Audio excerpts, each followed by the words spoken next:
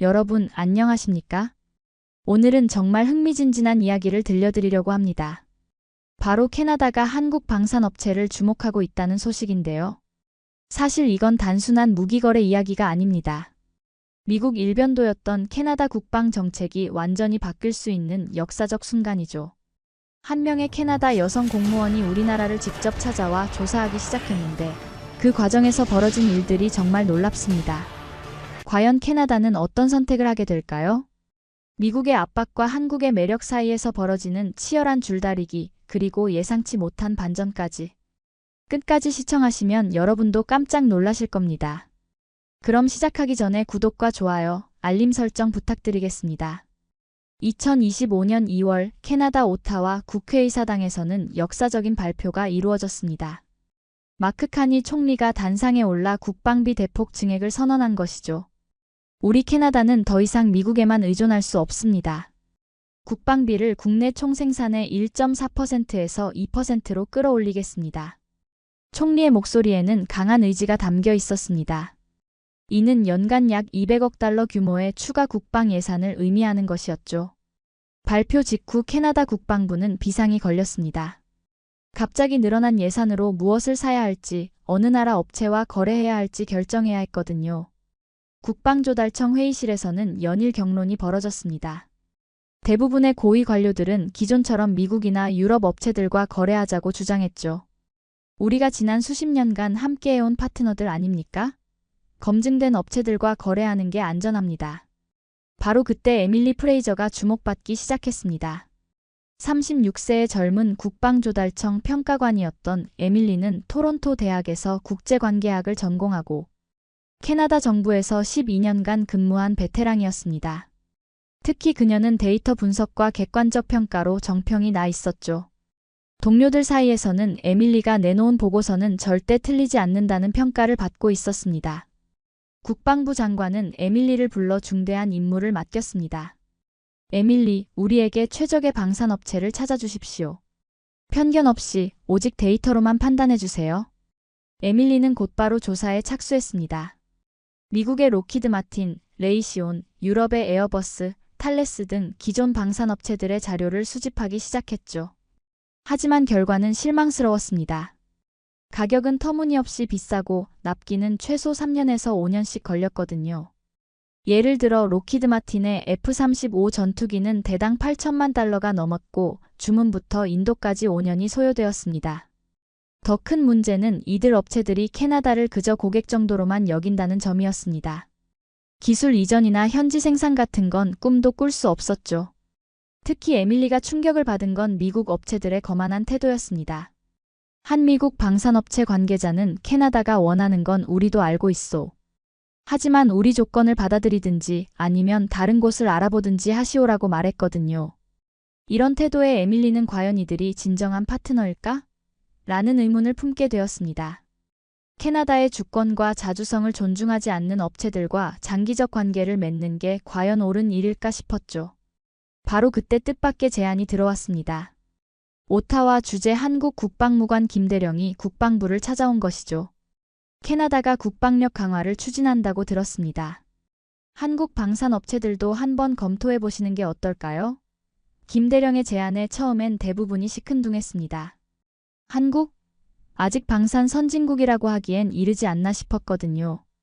특히 케빈 윌슨 고문은 동양 국가들의 기술력이 서구 수준에 미칠 수 있겠어요? 라며 노골적으로 회의적인 반응을 보였습니다. 하지만 에밀리는 달랐습니다. 그녀는 철저한 데이터주의자였고 선입견보다는 사실을 중시하는 사람이었죠. 일단 자료부터 받아보겠습니다. 선입견으로 판단하기보다는 객관적 근거를 바탕으로 해야 하지 않을까요? 에밀리가 받은 한국 방산업체 자료는 상당히 인상적이었습니다. 하나시스템, 하나오션, 현대로템, 카이 등 생소한 이름들이지만 실적은 만만치 않았죠. 특히 눈길을 끈 건 폴란드 수출 사례였습니다. K9 자주포 1000대, K2 전차 180대, 천무 다연장 로켓 288대를 수출하며 약 170억 달러 규모의 계약을 체결했다는 내용이었죠. 에밀리는 깜짝 놀랐습니다. 이게 정말 사실인가요? 170억 달러면 캐나다 연간 국방 예산의 절반이 넘는 규모인데요. 김대령은 자신 있게 대답했습니다. 네, 사실입니다. 직접 확인하러 오시는 게 어떨까요? 더 놀라운 건 한국 방산업체들의 기술력 발전 속도였습니다. 불과 20년 전만 해도 한국은 미국에서 기술을 도입하는 수준이었는데 이제는 독자 기술로 세계 시장에서 경쟁하고 있었거든요. K9 자주포는 전 세계 15개국이 도입했고 K2 전차는 독일의 레오파드2를 능가하는 성능을 보여주고 있었습니다. 특히 우크라이나 전쟁에서 한국산 무기들이 실전 검증을 받으며 그 성능을 입증하고 있다는 내용도 있었죠. 에밀리는 상관들을 설득하기 시작했습니다. 최소한 현장은 봐야 하지 않을까요? 객관적 평가를 위해서라도 필요합니다.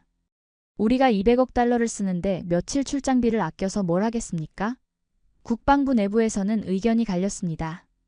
케빈 윌슨 고문 같은 보수적 인사들은 굳이 한국까지 갈 필요가 있나? 서류만으로도 충분히 판단할 수 있지 않겠어요? 라며 반대했죠. 하지만 에밀리의 논리적 설득이 통했습니다. 고문님, 우리가 새 차를 살 때도 직접 시승해보지 않습니까? 하물며 국가 안보와 직결된 무기를 사는데 현장 확인 없이 결정할 순 없습니다. 결국 한국 현지 조사가 결정되었고 에밀리가 조사단장으로 임명되었습니다. 출발 전날 밤 에밀리는 한국에 대한 자료를 다시 한번 정리했습니다. 한국전쟁 때 캐나다가 파병했던 역사, 그 후 70년간 쌓아온 우정, 그리고 이제는 세계 10위권의 경제대국이 된 한국의 모습까지. 과연 어떤 나라일까? 에밀리의 마음속에는 기대감이 자라나고 있었습니다. 2025년 3월 초 에밀리는 인천공항에 도착했습니다. 공항에서부터 한국의 첨단 인프라가 그녀를 놀라게 했죠. 자동화된 출입국 시스템, 깔끔한 시설들, 그리고 무엇보다 사람들의 정중한 서비스가 인상적이었습니다. 방사청과 한화 시스템에서 나온 관계자들이 정중하게 맞이했고 에밀리는 서울 시내로 향했습니다. 차창 밖으로 보이는 서울의 모습은 상상 이상이었습니다. 초고층 빌딩들이 즐비한 강남의 스카이라인, 한강을 가로지르는 아름다운 다리들, 그리고 곳곳에서 볼 수 있는 첨단 기술들까지. 첫날은 방사청 브리핑으로 시작되었습니다. 한국 방산업체들의 역사와 현황, 그리고 최근 해외 수출 성과에 대한 상세한 설명이 이어졌죠. 에밀리가 가장 놀란 건 개발 속도였습니다. K9 자주포 개발에 얼마나 걸렸습니까? 약 7년입니다. 서구 방산업체들이 보통 15년에서 20년 걸리는 것과 비교했을 때 놀라운 속도였죠. 더 놀라운 건 이 과정에서 한국 고유의 기술력을 축적했다는 점이었습니다. 방사청 관계자가 설명했습니다. 저희는 처음엔 해외 기술을 도입했지만 단순히 복사하는 데 그치지 않았습니다. 우리 실정에 맞게 개량하고 발전시켜 나갔죠. 그 결과 이제는 원천 기술을 보유하게 되었습니다. 에밀리는 이런 접근법이 매우 인상적이었습니다. 기술 종속에서 벗어나 자주적 국방력을 구축하려는 한국의 의지가 느껴졌거든요. 이튿날 에밀리는 창원으로 향했습니다. 한화오션 창원 공장에서 실제 생산 현장을 보기 위해서였죠. 공장 입구에서 한민수 이사가 직접 나와 맞이했습니다. 40세의 한민수는 20년간 방산업계에서 일한 베테랑으로 특히 해외 고객들과의 소통에 능했습니다. 환영합니다, 프레이저님. 저희 공장에서 캐나다를 위한 최고의 솔루션을 보여드리겠습니다. 한민수의 영어는 유창했고 무엇보다 진정성이 느껴졌습니다. 공장 내부는 상상 이상이었습니다. 최첨단 로봇들이 정밀하게 작업하고 있었고 품질 관리 시스템도 체계적으로 운영되고 있었죠. 한민수가 설명했습니다. 저희는 일본식 품질 관리와 독일식 정밀성을 결합해 한국만의 생산 시스템을 만들었습니다. 여기에 한국인 특유의 빠른 판단력과 실행력을 더했죠. 에밀리는 생산 라인을 꼼꼼히 둘러보며 메모를 했습니다. 특히 인상적이었던 건 직원들의 표정이었습니다. 모두가 자신의 일에 자부심을 갖고 있는 모습이 역력했거든요. 하지만 진짜 충격은 사격장에서 기다리고 있었습니다. K9 자주포의 실사격 시연이 시작되자 에밀리는 말문이 막혔습니다. 40km 떨어진 표적을 정확히 명중시키는 모습, 그리고 1분에 3발씩 연속 사격하는 속도까지. 이 정도 성능이면 나토 기준을 훨씬 뛰어넘는데요? 한민수가 자신 있게 답했습니다. 폴란드군도 같은 말씀을 하셨습니다. 실제로 우크라이나 전선에서 러시아군 포병을 압도하고 있다는 소식도 들려오고 있습니다. 천무 다연장 로켓 시연은 더욱 압권이었습니다.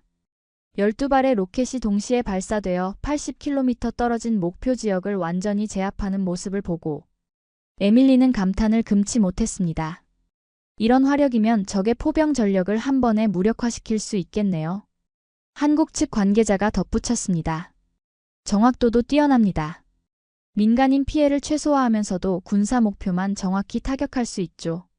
한국에서 돌아온 에밀리는 완전히 달라져 있었습니다.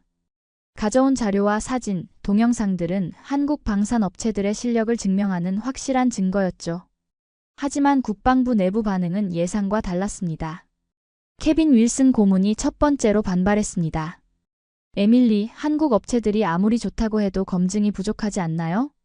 우리가 수십 년간 함께해온 미국 업체들이 더 안전하지 않겠습니까? 윌슨의 목소리에는 확신이 담겨 있었습니다. 에밀리는 논리적으로 반박했습니다. 고문님, 데이터를 보십시오. 가격은 미국 업체 대비 30% 저렴하고 납기는 절반으로 단축됩니다. 게다가 기술 이전과 현지 생산도 가능하다고 합니다. 하지만 윌슨은 고개를 저었습니다. 그래도 미국과의 관계를 생각해야 하지 않겠어요? 트럼프 대통령이 어떻게 생각할지 뻔합니다. 우리가 나토 회원국으로서 지켜야 할 의무도 있고요. 문제는 정치권에서도 터져나왔습니다. 보수당 일부 의원들이 한국 방산업체 선정은 시기상조라며 공개적으로 반대 의견을 표명했죠. 특히 미국계 방산업체들의 로비가 거세졌습니다. 그들은 캐나다의 안보는 나토 체계 내에서 해결되어야 한다며 압박을 가했습니다. 심지어 일부에서는 한국 업체들이 중국의 영향을 받을 수 있다는 억지 논리까지 펼쳤죠. 더 큰 문제는 미국 정부의 압박이었습니다. 주 캐나다 미국 대사가 캐나다 외교부를 찾아가 우려를 표명했거든요. 캐나다와 미국은 70년 넘게 함께해온 혈맹입니다. 방산 분야에서의 협력도 이런 특별한 관계의 연장선상에서 이루어져야 하지 않겠습니까? 외교적 표현이었지만 사실상 경고에 가까웠습니다. 에밀리는 점점 곤란한 처지에 빠졌습니다. 객관적 데이터로는 한국 업체들이 압도적으로 우수했지만 정치적 압박은 날로 거세졌거든요. 동료들 중 일부는 에밀리 너무 깊이 들어가지 마. 기존 업체들 중에서 선택하는 게 안전해라고 조언했습니다. 심지어 상급자 중 한 명은 자네 경력을 생각해서라도 신중하게 행동하는 게 좋겠어라며 암묵적으로 압박을 가하기도 했죠. 하지만 에밀리는 포기할 수 없었습니다. 12년간 공직 생활을 하며 쌓아온 신념이 있었거든요. 국민의 세금으로 최고의 장비를 사는 게 우리 의무 아닌가요? 정치적 고려 때문에 성능이 떨어지는 장비를 비싸게 사는 건 국민에 대한 배신 아닙니까? 에밀리는 밤늦게까지 보고서를 작성했습니다. 한국 방산업체들의 장점과 우려사항을 균형 있게 정리하면서도 객관적 평가를 잃지 않으려 노력했죠. 그녀는 알고 있었습니다. 이 보고서 하나가 캐나다 국방 정책의 향방을 좌우할 수도 있다는 것을. 그리고 자신의 공직자로서의 양심과 정치적 현실 사이에서 어려운 선택을 해야 한다는 것도 말입니다. 에밀리는 창밖을 바라보며 생각에 잠겼습니다. 과연 내가 옳은 일을 하고 있는 걸까? 상황이 완전히 바뀐 건 CBC 뉴스의 특집 보도 때문이었습니다. 저명한 탐사보도 기자 마이클 톰슨이 캐나다 국방력 강화, 어디서 사야 하나라는 제목으로 심층 기획을 시작한 것이죠. 톰슨 기자는 에밀리의 한국 출장 소식을 입수하고 직접 한국으로 향했습니다. 20년 경력의 베테랑 기자였던 톰슨은 이 이야기에서 큰 뉴스 가치를 느꼈거든요. 톰슨 기자의 한국 취재는 폭발적이었습니다. 현대로템에서 직접 촬영한 K2 전차의 주행 영상, 한화시스템의 천무 다연장 로켓 시연 장면, 그리고 카이에서 개발 중인 KF-21 전투기의 모습까지. 캐나다 시청자들은 한국 방산업체들의 실력에 깜짝 놀랐습니다. 이게 정말 한국에서 만든 거야? 우리가 아는 한국이 맞나? 같은 댓글들이 쏟아졌죠. 특히 큰 반향을 일으킨 건 폴란드 인터뷰였습니다. 폴란드 국방부 관계자가 한국 무기들은 실전에서 검증된 최고 수준입니다. 가격 대비 성능도 뛰어나고 무엇보다 신속한 납기가 인상적이었습니다. 라고 증언한 것이죠. 우크라이나 전쟁에서 실제로 사용되고 있는 K9 자주포의 활약상도 공개되었습니다. 러시아군을 상대로 탁월한 성능을 보여주고 있다는 내용이었죠. 더 놀라운 건 노르웨이와 에스토니아 같은 북유럽 국가들도 한국 무기 도입을 검토하고 있다는 소식이었습니다. 노르웨이 국방부 관계자는 한국의 K9 자주포는 우리의 험준한 지형에도 완벽하게 적응했습니다. 혹한 환경에서도 문제없이 작동하죠라고 말했습니다. 캐나다와 비슷한 기후 조건을 가진 북유럽 국가들의 긍정적 평가는 캐나다 국민들에게 큰 설득력을 가졌습니다. CBC의 두 번째 특집은 더욱 충격적이었습니다. 한국, 민주주의의 새로운 무기고라는 제목으로 한국의 민주화 역사와 현재 모습을 조명한 것이었죠. 군사독재에서 민주주의로 전환한 한국의 경험, 그리고 지금은 세계에서 가장 역동적인 민주주의 국가 중 하나가 되었다는 내용이었습니다. 특히 한국이 자유민주주의 가치를 공유하는 동맹국이라는 점이 강조되었죠. 온라인 댓글란은 완전히 뒤바뀌었습니다. 왜 우리가 항상 미국 눈치만 봐야 하나? 한국은 우리와 가치를 공유하는 민주주의 국가 아닌가? 가격도 싸고 성능도 좋다면 당연히 한국 걸 사야지. 캐나다도 독자적인 판단을 할 때가 되었다 같은 댓글들이 쏟아졌죠. 여론조사 결과도 놀라웠습니다. 한국 방산업체 도입에 찬성하는 국민이 67%에 달했거든요. 더욱 흥미로운 건 연령대별 반응이었습니다. 젊은 층에서는 찬성률이 80%를 넘었고 중장년층에서도 60%가 넘는 찬성률을 보였습니다. 한 여론조사 응답자는 한국 전쟁 때 우리가 도왔으니 이제 한국이 우리를 도와줄 차례 아닌가요? 라고 말하기도 했죠. 정치권 분위기도 급변했습니다. 집권 자유당 내에서는 국민 여론을 무시할 수 없다는 목소리가 커졌고 야당인 보수당에서도 합리적 선택이라면 반대할 이유 없다는 의견이 나왔습니다. 에밀리는 이런 변화를 지켜보며 복잡한 심정이었습니다. 자신의 보고서가 이렇게 큰 파장을 일으킬 줄은 몰랐거든요. 하지만 한편으로는 국민들이 합리적 판단을 하고 있다는 점에서 안도감도 느꼈습니다. 역시 데이터는 거짓말을 하지 않는구나. 에밀리는 자신의 선택이 틀리지 않았다는 확신을 갖게 되었습니다. 언론 보도와 여론 변화에 힘입어 한국과 캐나다 간 실질적 협력 논의가 본격화되었습니다. 한국 정부에서는 국방부 장관이 직접 캐나다를 방문했고 캐나다 측도 외교부 차관급 인사를 한국에 파견했죠. 양국 간 국방협력 MOU 체결이 급속히 추진되기 시작했습니다. 이는 단순한 무기 거래를 넘어 포괄적 방산협력을 의미하는 것이었습니다. 더 흥미로운 건 산업계의 움직임이었습니다. 캐나다의 조선업체 어빙조선소가 현대중공업과 기술 협력을 논의하기 시작했거든요. 또한 봄바디어 같은 항공업체들도 KAI와의 협력 가능성을 타진했습니다. 단순한 무기 거래를 넘어 포괄적 산업 협력으로 확장되는 모양새였죠. 캐나다 상공회의소 회장은 한국과의 협력이 우리 제조업 전체에 새로운 활력을 불어넣을 수 있을 것이라고 기대감을 표했습니다. 한민수 이사는 이런 분위기 변화를 놓치지 않았습니다.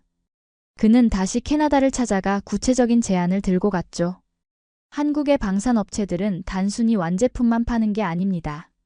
캐나다 현지의 생산 라인을 구축하고 캐나다 청년들에게 일자리를 제공하며 기술 이전을 통해 캐나다 방산업체들과 윈윈할 수 있습니다. 한민수의 제안은 이전과는 차원이 달랐습니다.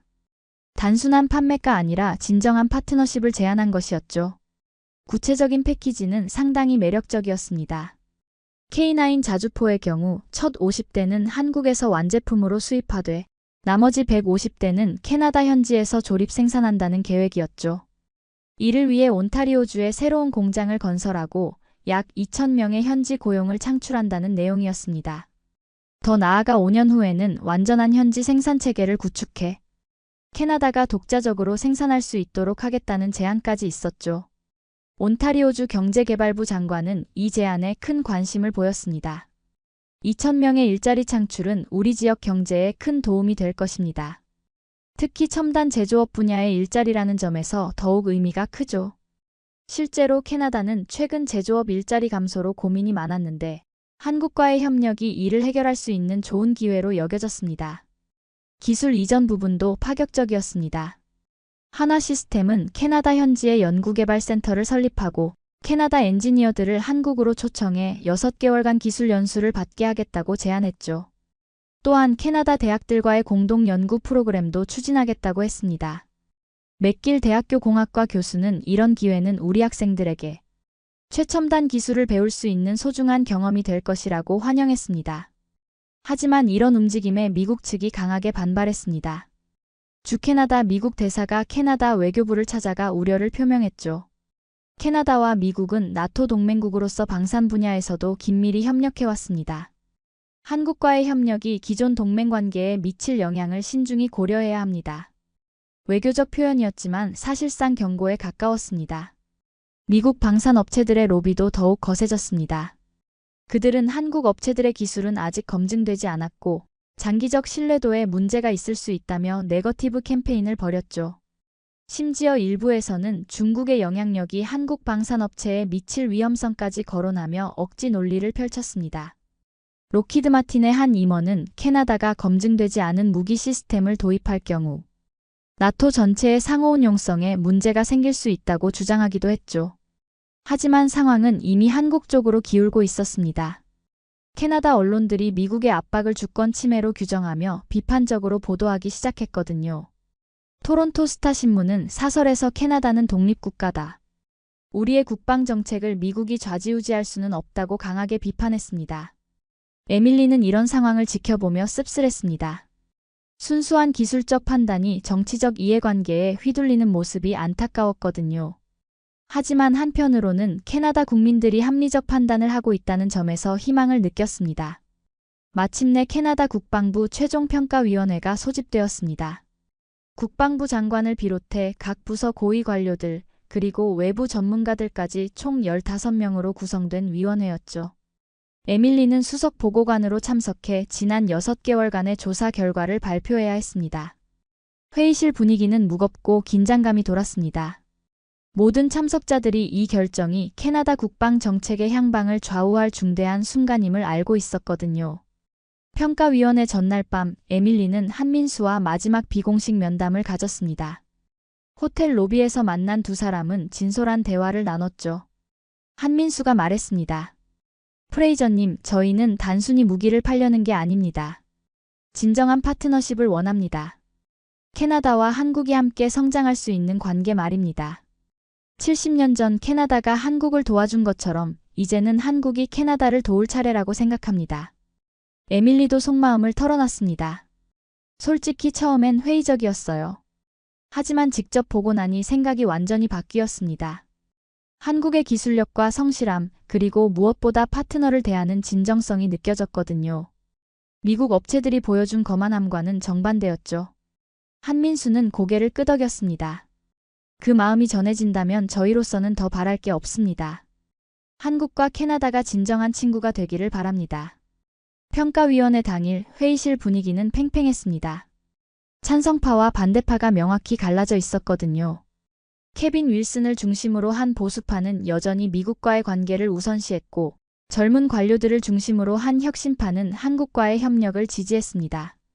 에밀리의 발표가 시작되자 모든 시선이 그녀에게 집중되었습니다. 존경하는 위원님들, 저는 지난 6개월간 철저한 조사를 통해 다음과 같은 결론에 도달했습니다. 에밀리의 발표는 체계적이고 설득력 있었습니다. 성능 비교표, 가격 분석, 납기 일정, 기술 이전 조건, 현지 생산 계획까지 모든 것이 데이터로 뒷받침되었죠. 특히 폴란드와 호주 등 다른 나라들의 성공 사례는 강력한 근거가 되었습니다. 폴란드는 한국 무기 도입 후 국방력이 크게 향상되었고 현지 생산을 통해 방산업계도 발전했습니다. 우리도 같은 결과를 얻을 수 있을 것입니다. 하지만 에밀리가 정말 중요하게 강조한 건 따로 있었습니다. 위원님들, 이는 단순한 무기 구매가 아닙니다. 캐나다의 전략적 자주성을 높이는 중대한 결정입니다. 미국 일변도에서 벗어나 다양한 파트너와 협력함으로써 우리의 선택권을 넓히는 것이죠. 이 말에 회의실이 조용해졌습니다. 모든 사람이 에밀리의 말의 무게를 느끼고 있었거든요. 질의응답 시간에는 격론이 벌어졌습니다. 케빈 윌슨이 여전히 우려를 표명했지만 다른 위원들은 점점 한국 측 제안에 관심을 보였죠. 특히 현지 생산을 통한 일자리 창출 부분에서는 경제적 효과에 대한 긍정적 평가가 나왔습니다. 한 위원은 2,000명의 일자리 창출은 우리가 무시할 수 없는 큰 효과라고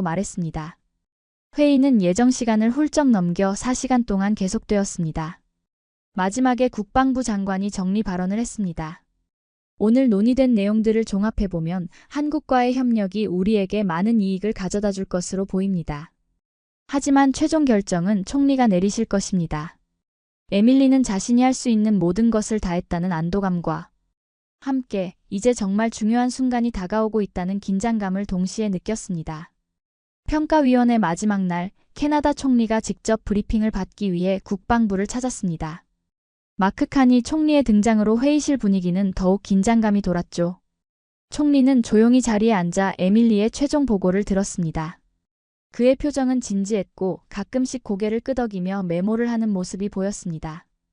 에밀리는 총리 앞에서 발표하는 것이 처음이라 긴장했지만 자신의 신념을 정확히 전달하려고 노력했습니다.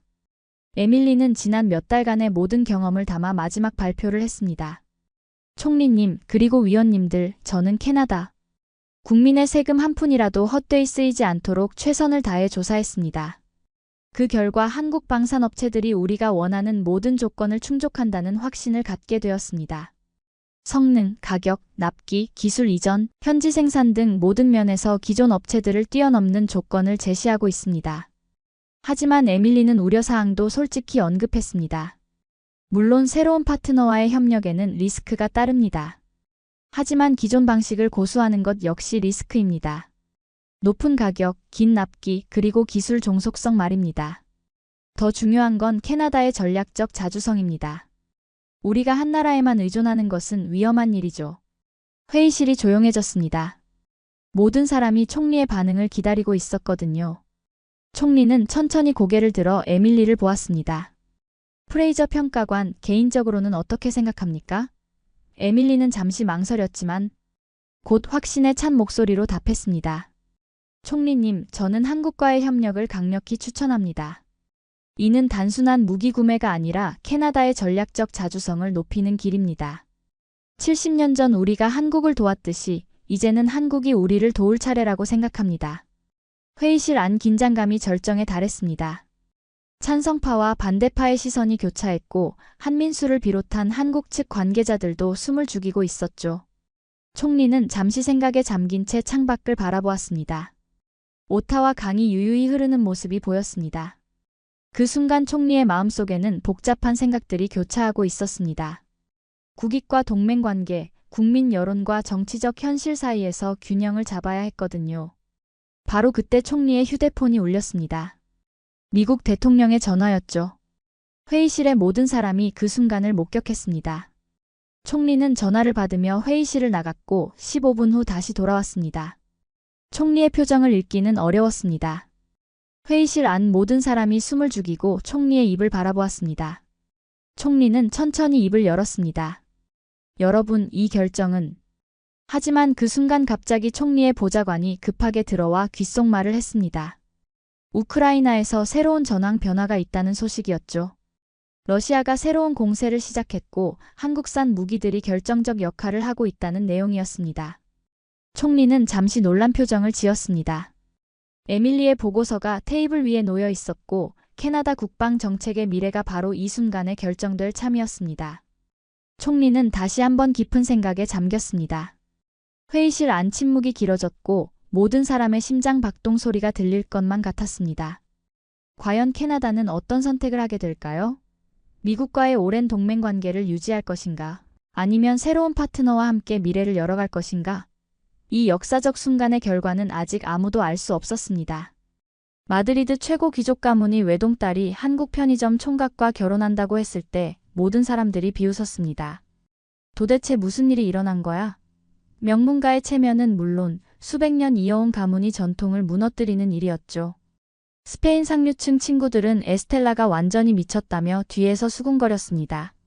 하지만 이 이야기의 결말을 듣고 나면 여러분은 정말 진짜 귀족이 누구인지 깨닫게 될 겁니다. 스페인 상류층 친구들이 처음엔 조롱했지만 지금은 모두 부러워하며 어떻게 그런 인생이 가능하냐고 말하는 놀라운 반전 이야기를 들려드리겠습니다. 특히 마지막에 일어나는 기적 같은 일은 여러분도 상상하지 못하실 거예요. 끝까지 들어보시면 여러분도 분명 감동받으실 겁니다.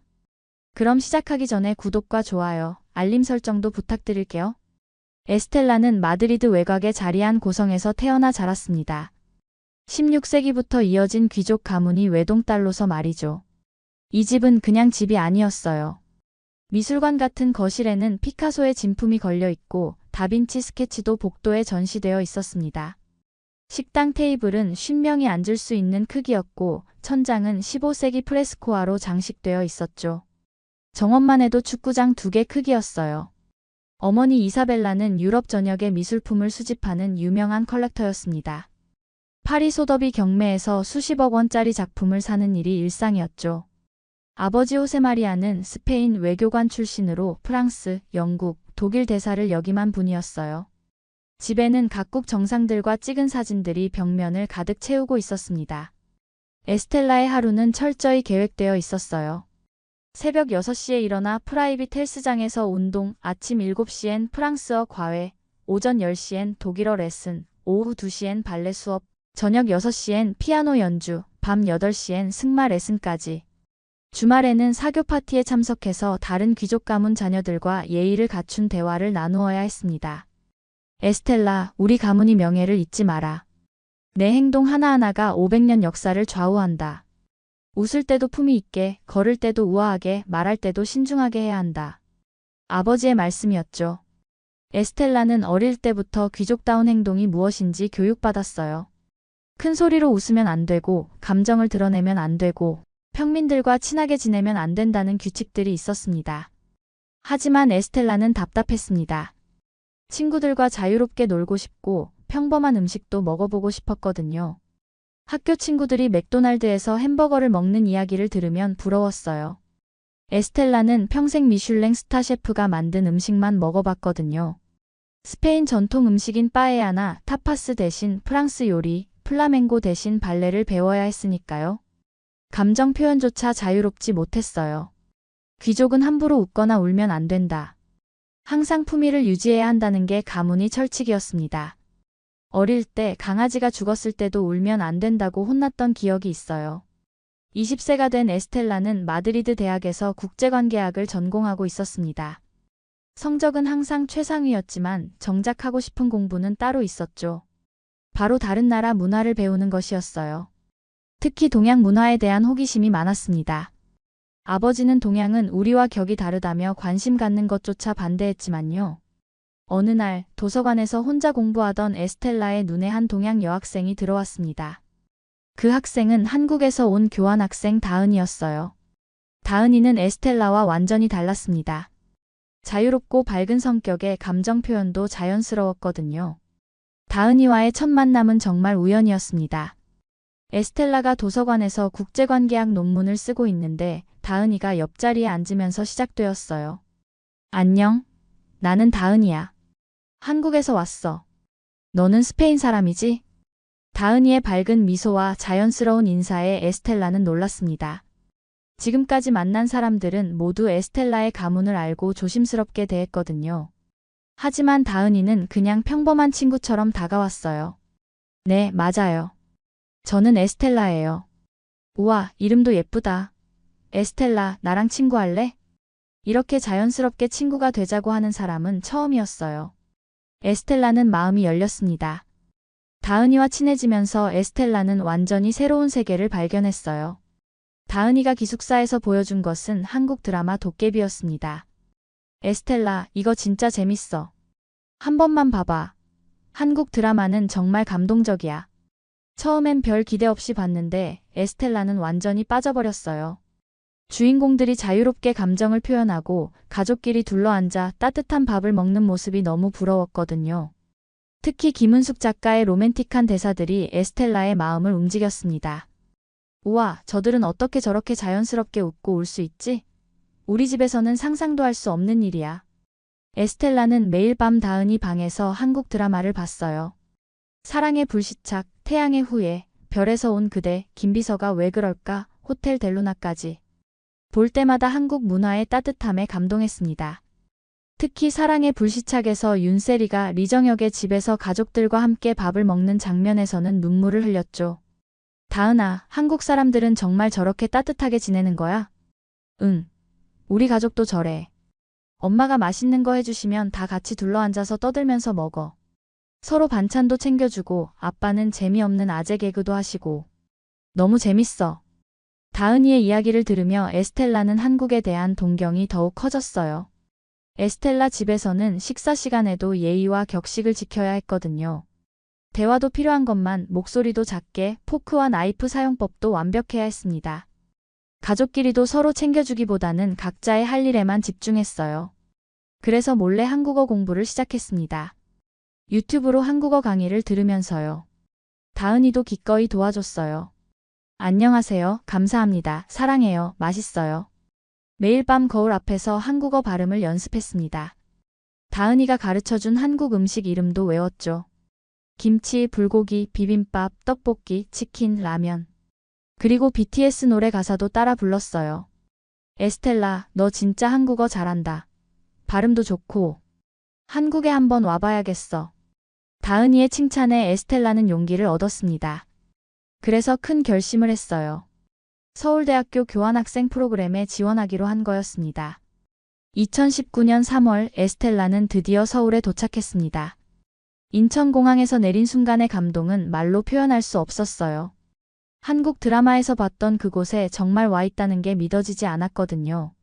공항에서부터 한글 간판들, 한국 사람들의 친절한 미소, 그리고 다은이가 말했던 그 따뜻한 분위기를 느낄 수 있었습니다. 서울대학교 기숙사에서 생활을 시작한 에스텔라는 모든 게 신기했어요. 편의점에서 24시간 언제든 간편하게 음식을 살 수 있고, 치킨집에서 새벽에도 배달을 시킬 수 있고, 찜질방이라는 곳에서 하루 종일 쉴 수 있다는 것도 놀라웠습니다. 스페인에서는 상상도 할 수 없는 문화들이었죠. 서울대 국제학부에서 만난 한국 학생들도 정말 친절했어요. 에스텔라가 외국인이라고 해서 거리를 두지 않고 오히려 더 챙겨줬습니다. 수업 시간에 모르는 게 있으면 설명해주고 점심시간에는 학식도 함께 먹자고 했어요. 어느 날 밤 과제 때문에 늦게까지 도서관에 있던 에스텔라는 배가 고파서 기숙사 근처 편의점에 갔습니다. 시계를 보니 밤 11시였어요. 그곳에서 야간 아르바이트를 하는 한국 청년을 만났습니다. 바로 태호였죠. 외국인이세요? 혹시 뭐 찾는 거 있으시면 말씀해주세요. 태호는 25살의 평범한 대학생이었어요.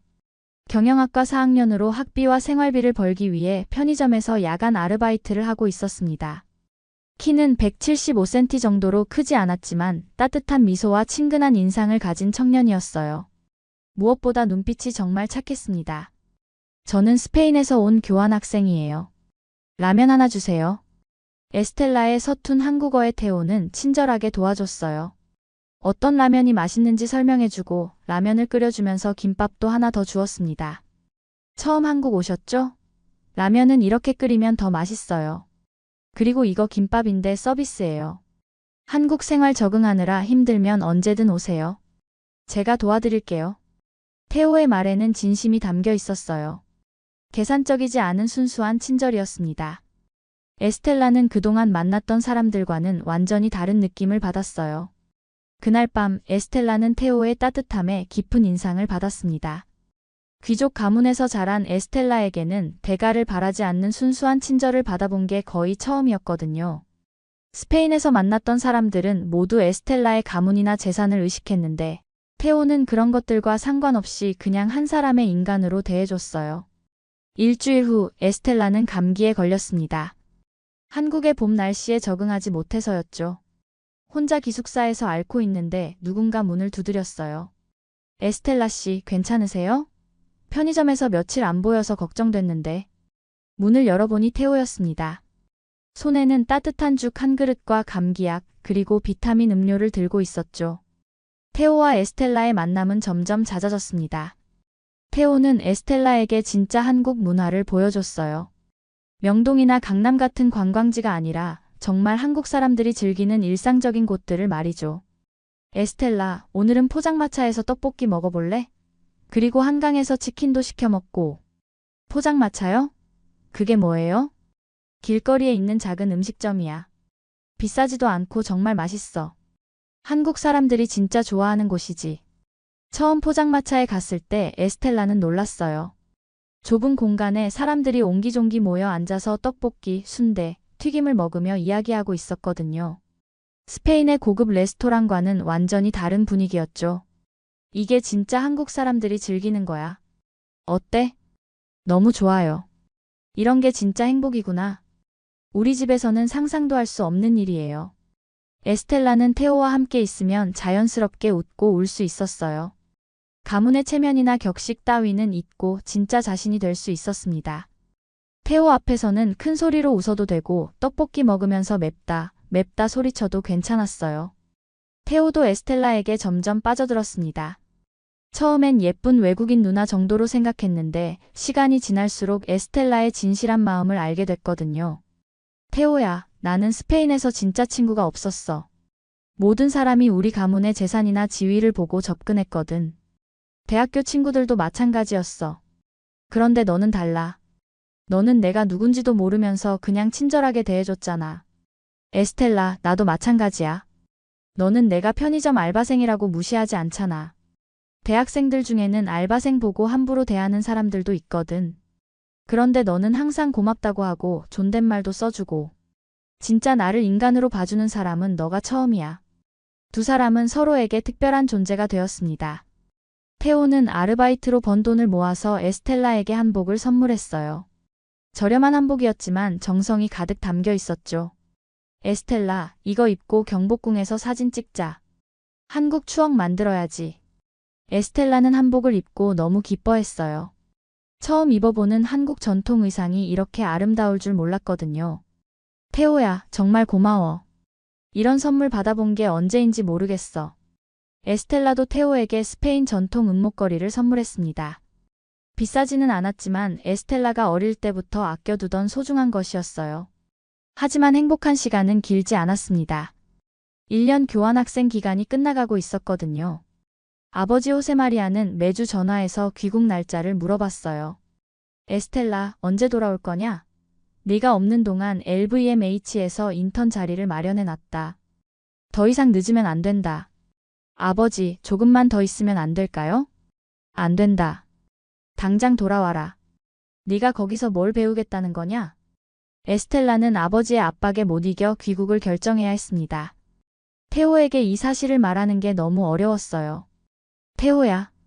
미안해. 다음 달에 스페인으로 돌아가야 해. 테오는 충격을 받았지만 포기하지 않았어요. 에스텔라, 나 꼭 스페인으로 갈게. 대학 졸업하고 취업해서 너 찾아갈게. 기다려줄 수 있어?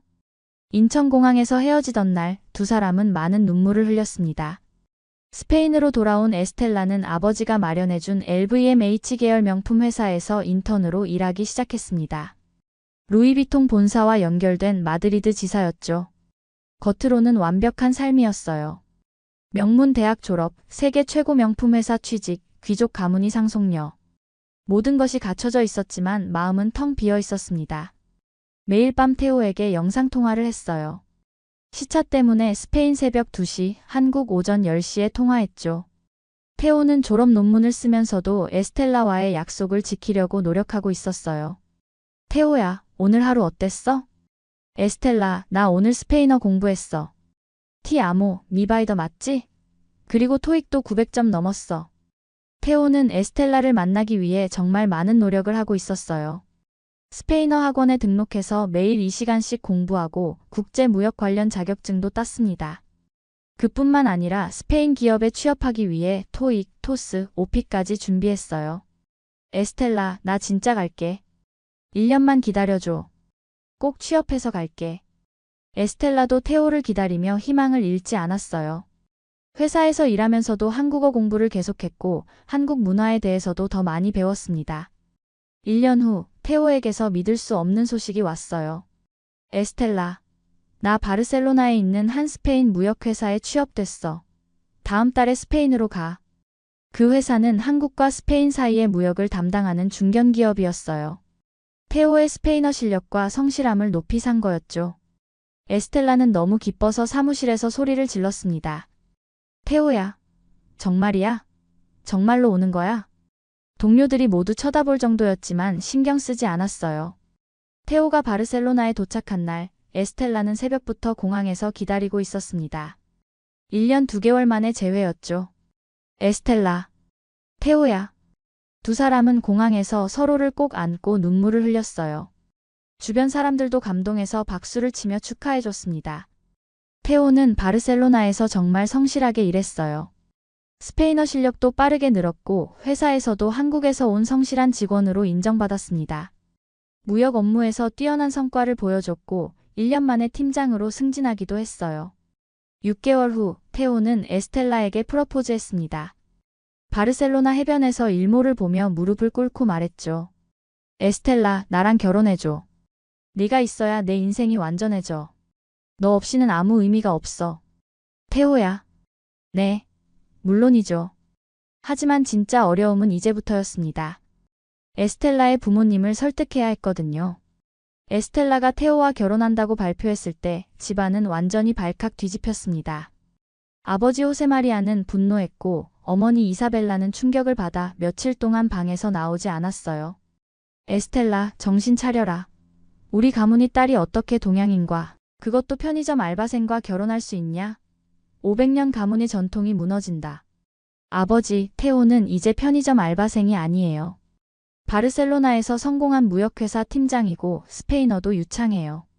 그리고 저를 정말 사랑하고 아껴줍니다. 그래도 안 된다. 우리 가문이 체면이 있지 않냐? 내 할아버지가 무덤에서 뒤집어지실 일이다. 아버지는 하루에도 몇 번씩 화를 내며 반대했어요. 친척들도 모두 반대했습니다. 에스텔라의 사촌형 라파엘은 가문이 수치라고 말했고 이모 카르멘은 미쳤다고 했죠. 에스텔라, 내가 사랑에 눈이 멀었구나. 그 남자가 너를 이용하는 거야. 내 재산을 노리고 접근한 거라고. 하지만 에스텔라는 포기하지 않았어요. 매일 아버지와 싸웠고 어머니를 설득하려고 노력했습니다. 그런데 이때 테오가 놀라운 행동을 했습니다. 에스텔라 집에 직접 찾아와서 아버지께 정중하게 인사를 드린 거였어요. 안녕하세요, 아버님. 저는 에스텔라를 사랑하는 김테오입니다. 찾아뵙게 되어 영광입니다. 테오는 완벽한 스페인어로 인사했어요. 그뿐만 아니라 스페인 전통 예의에 맞게 정중하게 행동했습니다. 양복도 단정하게 입고 선물로 한국의 고급 인삼과 전통 공예품을 가져왔죠. 아버님, 저는 에스텔라를 평생 행복하게 해드리겠습니다. 가문의 명예에 누가 되지 않도록 최선을 다하겠습니다. 제가 비록 한국 사람이지만 에스텔라를 향한 마음만큼은 그 누구보다 진실합니다. 아버지는 테오의 진심과 예의 바른 모습에 조금 마음이 흔들렸지만 여전히 반대 입장을 고수했어요. 젊은이, 내 마음은 알겠다. 하지만 우리 가문의 전통과 체면을 이해해야 한다. 500년 동안 이어온 혈통과 문화가 있다. 하지만 테오는 포기하지 않았습니다. 매주 에스텔라 집에 찾아가서 아버지와 대화했어요. 스페인 역사를 공부하고 가문의 전통도 배우려고 노력했습니다. 심지어 승마도 배우기 시작했어요. 아버님, 스페인의 황금시대인 16세기에 대해 공부해봤습니다. 정말 찬란한 역사를 가진 나라군요. 한국도 조선시대에 비슷한 문화적 발전이 있었습니다. 테오는 단순히 구걸하지 않고 정말로 스페인 문화를 이해하려고 노력했어요. 이런 모습에 점점 가족들의 마음도 움직이기 시작했습니다. 그러던 중 결정적인 일이 일어났어요. 에스텔라가 임신했다는 소식이 전해진 거였습니다. 아버지, 저 임신했어요. 아버지는 처음엔 더 큰 충격을 받았지만 시간이 지나면서 손주의 존재는 그의 마음을 움직였어요. 특히 어머니 이사벨라가 먼저 마음을 열었습니다. 호세, 이제 어쩔 수 없잖아. 그리고 그 젊은이 정말 성실해 보여. 에스텔라를 진심으로 사랑하는 것 같고. 결국 아버지도 결혼을 허락했습니다. 에스텔라와 테오는 바르셀로나 대성당에서 성대한 결혼식을 올렸어요. 한국에서 테오의 부모님도 오셨고 스페인과 한국의 전통을 모두 담은 아름다운 결혼식이었습니다. 결혼 후 에스텔라와 테오의 첫 아이 미아가 태어났어요. 한국과 스페인의 혼혈인 미아는 정말 예뻤습니다. 큰 눈에 오똑한 코, 그리고 테오의 따뜻한 미소를 닮았어요. 할아버지 호세마리아도 손녀를 보자마자 완전히 녹아버렸습니다. 이 아이는 정말 우리 가문이 축복이야. 동서양의 아름다움이 모두 담겨 있구나. 미아가 돌이 지나지 않았을 때 에스텔라는 둘째 임신 소식을 알게 되었습니다. 산부인과에서 임신 테스트를 받고 집에 돌아온 에스텔라는 테오에게 조심스럽게 말했어요. 테오야, 우리 둘째 생겼어. 정말? 와, 미아가 언니 아님 누나가 되는구나. 너무 좋다. 태호는 정말 기뻐했지만 에스텔라는 조금 걱정스러웠어요. 아직 미아도 어린데 둘째까지 키울 수 있을까 하는 마음이 들었거든요. 특히 밤에 미아가 울 때마다 잠을 못 자는 상황에서 둘째까지 생기면 정말 힘들 것 같았습니다. 하지만 12주차 정기검진에서 정말 놀라운 일이 일어났어요. 의사 선생님이 초음파를 보더니 깜짝 놀라는 표정을 지었거든요. 이게. 에스텔라 씨, 잠깐만요. 의사는 초음파 기계를 여러 각도로 돌려가며 자세히 살펴봤어요. 그리고 나서 미소를 지으며 말했습니다. 축하합니다, 에스텔라 씨. 쌍둥이에요. 건강한 아기 2명이 자라고 있습니다. 네. 쌍둥이요? 정말요? 에스텔라는 믿을 수 없었어요. 초음파 화면을 보니 정말로 2개의 작은 생명체가 꿈틀거리고 있었습니다. 각각 2cm 정도 크기로 아직 작았지만 분명히 2명의 아기였어요. 네, 확실합니다.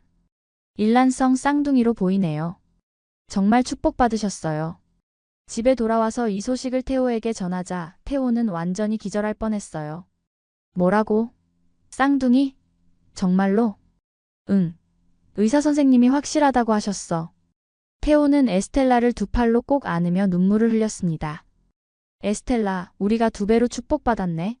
미아도 누나가 되고 우리는 4명의 가족이 되는 거야. 아니, 5명. 그날 밤 2사람은 너무 흥분해서 잠을 이루지 못했어요. 태호는 계속 에스텔라 배에 대고 말했습니다. 애들아, 아빠야. 빨리 나와서 누나 미아랑 놀자.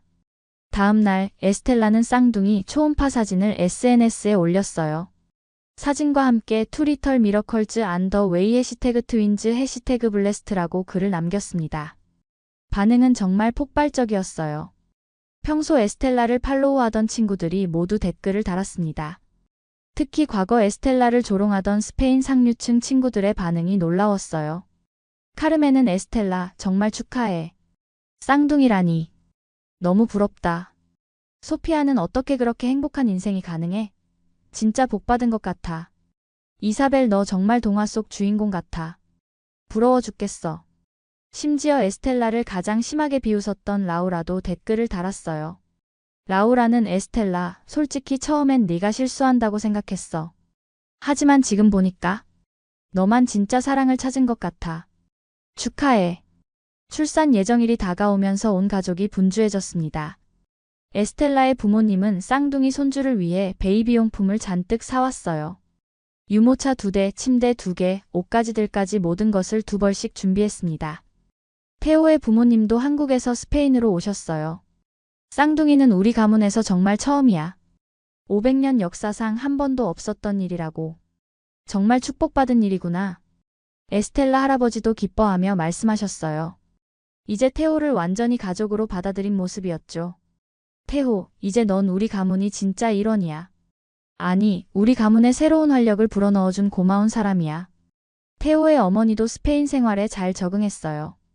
에스텔라 어머니와는 언어가 달라도 마음으로 통했습니다. 두 어머니는 함께 요리도 하고 손주들을 위한 준비도 함께 했어요. 드디어 출산날이 왔습니다. 11월 15일 새벽 3시 에스텔라는 진통이 시작되었어요. 태호는 병원까지 운전하면서 손이 떨렸습니다. 에스텔라, 괜찮아? 숨 크게 쉬어. 태호야. 무서워. 괜찮아, 내가 옆에 있어. 우리 아들들 곧 만날 수 있어. 12시간의 길고 힘든 진통 끝에 드디어 쌍둥이가 태어났어요. 축하합니다. 건강한 남자아이 2명이에요. 의사 선생님의 말에 태호는 눈물을 펑펑 흘렸습니다. 신생아실 유리창 너머로 보이는 쌍둥이 아들들이 너무 작고 소중해 보였어요. 에스텔라, 우리 해냈어. 정말 잘했어. 태호야, 우리 아들들. 정말 예쁘다. 아이들 이름은 미리 정해뒀었어요. 한국 이름과 스페인 이름을 모두 가지도록 했습니다. 첫째 루카 현우, 둘째 다니엘 민준. 두 아이 모두 태호의 따뜻한 눈과 에스텔라의 오똑한 코를 닮았어요. 정말 아름다운 아이들이었습니다. 출산 소식을 들은 양가 가족들이 모두 병원으로 달려왔어요. 특히 호세마리아 할아버지는 손주들을 보자마자 눈물을 흘렸습니다. 이 아이들은 정말 우리 가문이 새로운 희망이야. 태호의 아버지도 감동했어요. 이제 우리 가족이 정말 국제적이 되었구나. 한국과 스페인이 하나가 된 거야. 출산 후 한 달, 마드리드 저택에서 큰 파티가 열렸어요. 쌍둥이의 100일 잔치를 겸한 가족 모임이었습니다. 한국식 돌잡이와 스페인식 축하 파티를 함께 진행했어요. 그 자리에서 호세마리아가 테오를 불러 말했습니다. 테오, 이제 너는 우리 가문이 진짜 일원이야. 아니, 우리 모두를 바꿔준 사람이야. 네가 에스텔라에게 가져다 준 건 사랑만이 아니야. 진짜 가족이 무엇인지, 진짜 행복이 무엇인지 가르쳐줬어. 아버님, 제가 오히려 더 많이 배웠습니다. 가족의 소중함, 전통의 가치를 아버님께 배웠어요. 아니다, 테오. 너는 우리에게 진짜 귀족이 무엇인지 보여줬어. 돈이나 지위가 아니라 사랑과 정성, 그리고 가족을 향한 헌신이 진짜 귀족의 조건이라는 걸 말이야. 그날 저녁 5명의 가족이 테라스에서 바르셀로나의 석양을 바라보고 있었습니다. 미아는 테오 무릎에 앉아서 쌍둥이 동생들을 신기하게 바라보고 있었고, 에스텔라는 루카와 다니엘을 각각 팔에 안고 있었어요. 테오야, 우리 정말 행복하다. 이런 날이 올 줄 꿈에도 몰랐어. 에스텔라, 나도 마찬가지야. 편의점에서 처음 만났을 때는 이런 미래를 상상할 수 없었어.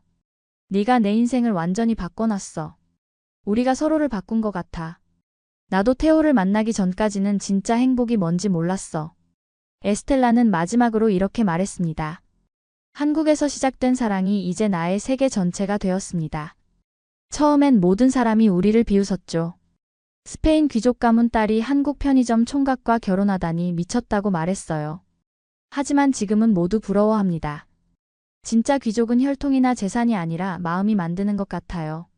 서로를 진심으로 사랑하고 가족을 위해 헌신하는 마음 말이에요. 태양이 지는 바르셀로나 하늘 아래 한국과 스페인이 만나 이룬 아름다운 가족의 이야기가 완성되었습니다. 편의점에서 시작된 작은 만남이 두 나라를 잇는 큰 사랑으로 꽃피운 거였죠. 이제 미아, 루카, 다니엘 세 아이들은 한국과 스페인 두 문화의 아름다움을 모두 물려받은 진짜 글로벌 아이들로 자라게 될 것입니다. 그리고 과거 에스텔라를 조롱했던 친구들은 이제 모두 에스텔라가 진짜 행복을 찾았다며 부러워하고 있었어요. 정말로 진짜 귀족은 따로 있었던 거였습니다. 여러분, 안녕하세요. 오늘은 정말 특별한 이야기를 들려드리려고 합니다. 이집트 알렉산드리아에서 온 26세 여성 파티마 알 마수드의 이야기입니다. 카이로 대학교에서 국제경영학을 전공한 파티마는 한국 드라마 도깨비를 보고 한류에 완전히 빠져버렸죠. 혼자서 한국어를 독학하며 복수 전공까지 마친 그녀가 드디어 경쟁률 200대 2를 뚫고 서울 본사 인턴으로 파견되게 됩니다. 하지만 막상 한국에 와보니 드라마에서 본 것과는 너무나 다른 현실이 기다리고 있었어요.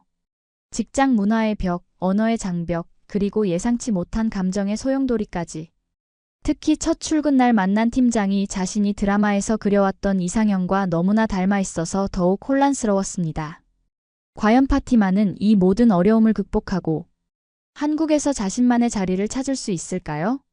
그리고 마지막에는 어떤 놀라운 반전이 기다리고 있을까요? 궁금하시죠?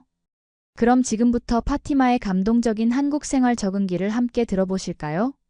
영상이 도움이 되셨다면 구독 버튼과 좋아요, 그리고 알림 설정까지 꼭 부탁드립니다. 카이로 대학교 기숙사 작은 방에서 파티마는 노트북 화면을 뚫어져라 쳐다보고 있었습니다. 화면 속에서는 공유와 김고은이 메밀밭에서 달리고 있는 장면이 흘러나오고 있었죠. 도깨비의 마지막 회였습니다.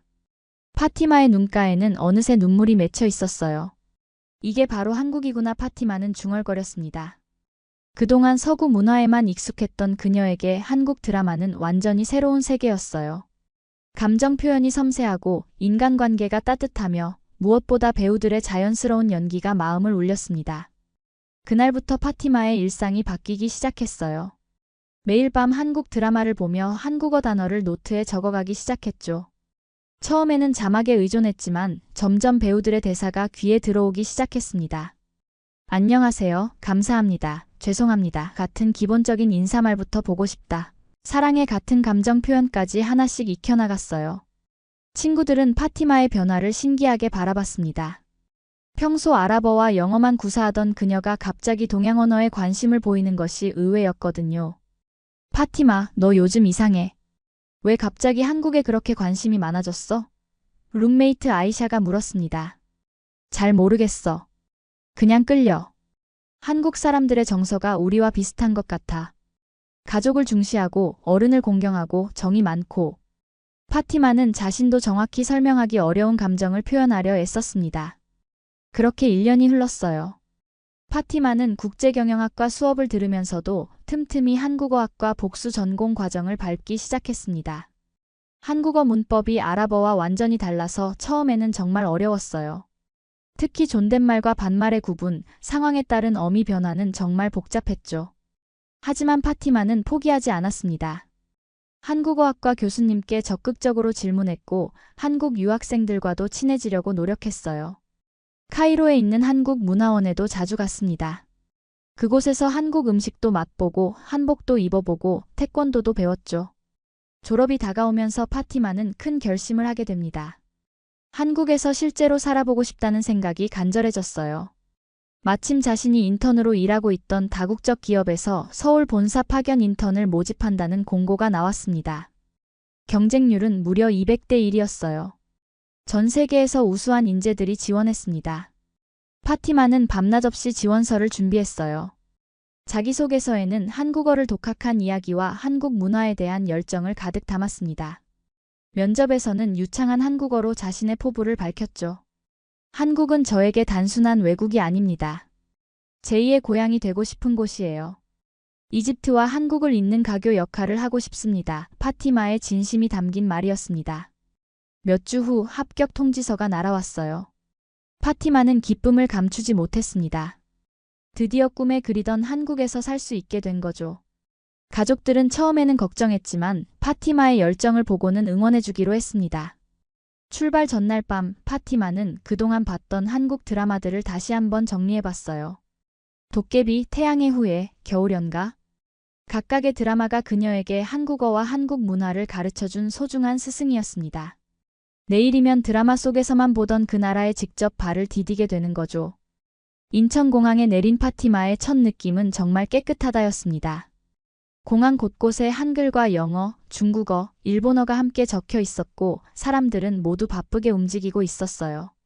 드라마에서 봤던 것처럼 한국 사람들은 정말 빨리 걸었습니다. 공항에서 나와 지하철을 타고 해방촌으로 향했습니다. 회사에서 마련해준 숙소가 그곳에 있었거든요. 하지만 지하철 노선도를 보는 것부터 난관이었어요. 한글로 된 영명들이 눈에 익지 않았고 사람들의 빠른 발걸음에 따라가기도 버거웠습니다. 해방촌역에서 내려 골목길을 헤매던 파티마는 점점 불안해졌어요. 구글 지도를 보면서 걸었지만 좁은 골목들이 미로처럼 얽혀 있어서 방향 감각을 잃었습니다. 게다가 날씨는 생각보다 추웠고 무거운 캐리어를 끌고 다니기 힘들었죠. 그때 작은 한식당에서 나오는 김치찌개 냄새가 파티마의 발걸음을 멈추게 했습니다. 배가 고팠던 것도 있지만 무엇보다 따뜻해 보이는 불빛이 간절했어요. 식당 문을 열고 들어가니 50대 정도 되어 보이는 아주머니가 환하게 웃으며 맞아주었습니다. 어머, 외국분이네. 어디서 오셨어요? 아주머니의 목소리는 정말 따뜻했어요. 이집트에서 왔습니다. 길을 잃어서요. 파티마가 서툰 한국어로 대답했습니다. 아이고, 이 추운데 고생 많이 했겠네. 일단 앉아서 뭐라도 먹고 가.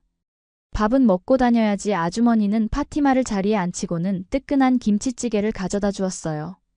김치찌개를 한 숟가락 떠먹는 순간 파티마의 눈가에 눈물이 맺혔습니다.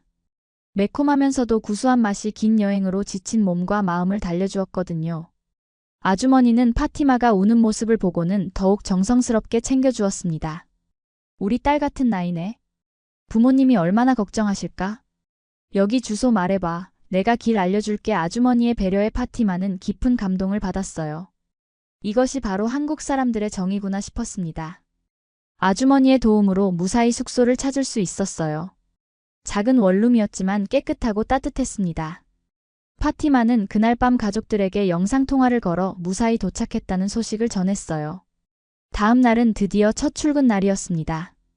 파티마는 정장을 단정하게 차려입고 거울 앞에 섰어요. 파티마, 할 수 있어. 지금까지 공부한 한국어 실력을 보여줄 시간이야. 스스로를 격려했습니다. 회사는 강남에 있는 현대적인 고층 빌딩이었어요. 로비에 들어서니 정말 웅장했습니다. 엘리베이터를 타고 15층에 올라가니 인사팀 직원이 기다리고 있었어요. 파티마 씨 맞으시죠? 반갑습니다. 저는 인사팀 김수진입니다. 수진의 밝은 미소가 파티마의 긴장을 조금 덜어주었어요. 네, 안녕하세요. 잘 부탁드립니다. 파티마도 정중하게 인사했습니다. 수진의 안내로 사무실을 둘러보고 나니 드디어 자신이 일할 팀을 만날 시간이었어요. 마케팅 팀이었는데 총 6명의 직원이 있었습니다. 그런데 팀장을 처음 봤을 때 파티마는 깜짝 놀랐어요. 키가 크고 단정한 외모에 따뜻한 눈빛을 가진 30대 초반의 남성이었습니다. 마치 드라마 속에서 봤던 이상적인 한국 남성상 그 자체였어요. 특히 웃을 때 살짝 올라가는 입꼬리와 진심이 담긴 눈빛이 파티마의 마음을 두근거리게 했습니다. 안녕하세요. 저는 마케팅팀 팀장 이준호입니다. 파티마 씨를 저희 팀에서 맞이하게 되어 정말 기쁩니다. 준호의 목소리는 드라마 주인공처럼 낮고 따뜻했어요. 파티마는 갑작스러운 감정에 당황했습니다. 이런 감정을 느낄 줄 몰랐거든요. 아, 안녕하세요. 이집트에서 온 파티마 알 마수드입니다. 잘 부탁드립니다. 평소보다 더 떨리는 목소리로 인사했어요. 다른 팀원들도 하나씩 소개받았지만 파티마의 머릿속에는 온통 준호의 첫인상만 맴돌았습니다. 이것은 분명 예상하지 못한 변수였어요. 첫 주가 지나면서 파티마는 한국 직장 문화의 복잡함을 서서히 깨달아가고 있었습니다. 이집트에서는 자신의 의견을 적극적으로 표현하는 것이 당연했는데 한국에서는 상황이 달랐어요. 첫 번째 팀 회의에서 파티마는 자신 있게 손을 들고 발언했습니다. 제 생각에는 이 캠페인이 중동 시장에서는 효과가 제한적일 것 같습니다. 왜냐하면 파티마는 자신의 문화적 배경을 바탕으로 상세한 의견을 제시했어요. 회의가 끝난 후 옆자리 동료 미영이 조심스럽게 말했습니다. 파티마 씨, 의견 발표는 좋은데? 어떻게 말하지? 좀 더 신중하게 하는 게 좋을 것 같아요. 신중하게요? 제가 뭔가 잘못 말했나요? 파티마는 이해할 수 없었어요. 아니에요. 틀린 말씀은 아니지만 한국에서는 눈치라는 게 있거든요. 분위기를 파악하고 적절한 타이밍에 말하는 거죠. 미영의 설명을 들어도 파티마에게는 여전히 추상적이었습니다. 그 다음 주 금요일 저녁 팀 회식이 있었어요. 파티마는 처음 경험하는 한국식 회식의 설렘과 걱정을 동시에 느꼈습니다. 장소는 팀 근처 삼겹살집이었어요. 파티마 씨, 돼지고기 괜찮으시죠? 준호가 배려 깊게 물었습니다. 네, 괜찮습니다. 사실 파티마는 종교적인 이유로 돼지고기를 먹지 않았지만 첫 회식에서 분위기를 깰까봐 그냥 대답했어요. 회식 자리에서 파티마는 또 다른 문화적 충돌을 경험했습니다. 선배들이 술을 따라주면 받아 마셔야 한다는 것, 나이 순서대로 건배를 해야 한다는 것, 술잔을 비우고 다시 따라드려야 한다는 것 등등. 이집트에서는 경험해 본 적 없는 복잡한 규칙들이었어요. 파티마 씨, 한국 회식 문화 어때요? 준호가 물었습니다. 정말 독특해요. 이렇게 함께 술을 마시면서 가까워지는 문화가 신기합니다. 파티마는 솔직하게 답했어요. 하지만 회식 후반부로 갈수록 파티마는 점점 소외감을 느꼈습니다.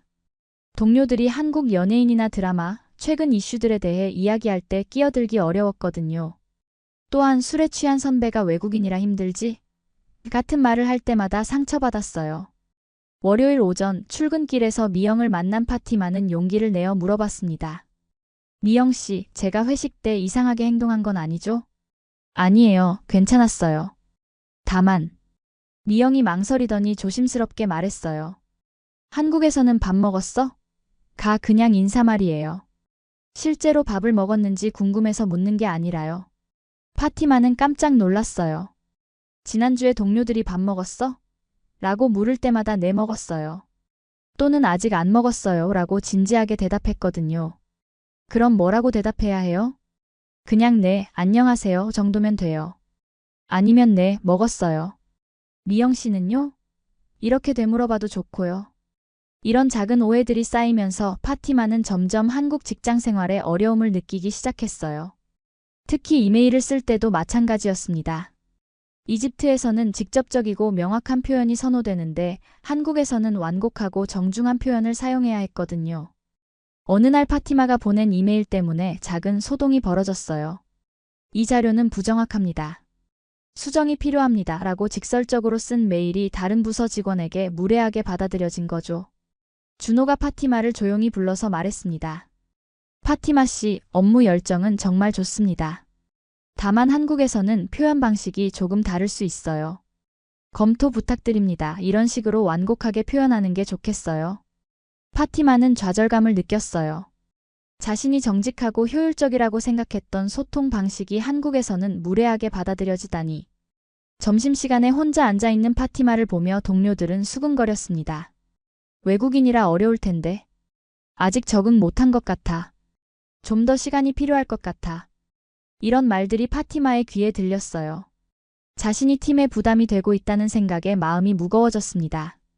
파티마의 한국 생활 3주째, 그녀는 점점 자신감을 잃어가고 있었습니다. 매일 출근할 때마다 오늘은 또 어떤 실수를 할까 하는 걱정이 앞섰어요. 동료들과의 거리감도 좀처럼 줄어들지 않았습니다. 그런 어느 금요일 오후, 파티마는 혼자 복사기 앞에서 서류를 정리하고 있었어요. 다른 동료들은 모두 퇴근 준비를 하고 있었는데 파티마만 남은 업무를 마저 처리하고 있었습니다. 사실 업무량이 많아서가 아니라 집에 가봤자 할 일이 없었거든요. 그때 준호가 다가왔습니다. 파티마 씨, 아직 안 가세요? 네, 조금 더 정리하고 갈 예정입니다. 파티마는 고개를 들지 않고 대답했어요. 준호는 파티마의 표정을 살펴보더니 조용히 말했습니다. 잠깐 얘기 좀 할까요? 두 사람은 사무실 근처 카페에 앉았어요. 준호는 아메리카노를, 파티마는 따뜻한 차를 시켰습니다. 잠시 침묵이 흘렀고 준호가 먼저 입을 열었어요. 파티마 씨, 요즘 많이 힘들어 보여요. 아니에요, 괜찮습니다. 파티마는 억지로 웃으며 답했지만 목소리에 힘이 없었어요. 솔직히 말해주세요. 저희가 뭔가 배려하지 못한 부분이 있나요? 준호의 진심 어린 물음에 파티마의 눈가가 촉촉해졌습니다. 저는 정말 열심히 하고 있는데 자꾸 실수만 하는 것 같아요. 이집트에서는 괜찮았던 것들이 여기서는 문제가 되고. 파티마의 목소리가 떨렸어요. 준호는 따뜻한 눈빛으로 파티마를 바라봤습니다. 파티마 씨, 제가 말씀드리고 싶은 게 있어요. 파티마 씨가 오시고 나서 저희 팀이 정말 많이 달라졌어요. 달라졌다고요? 네, 좋은 의미로요. 파티마 씨의 신선한 관점 덕분에 저희가 놓치고 있던 부분들을 많이 발견했어요. 특히 글로벌 시장에 대한 이해도가 높아졌죠. 준호의 말에 파티마는 놀란 표정을 지었어요. 정말요? 물론이에요.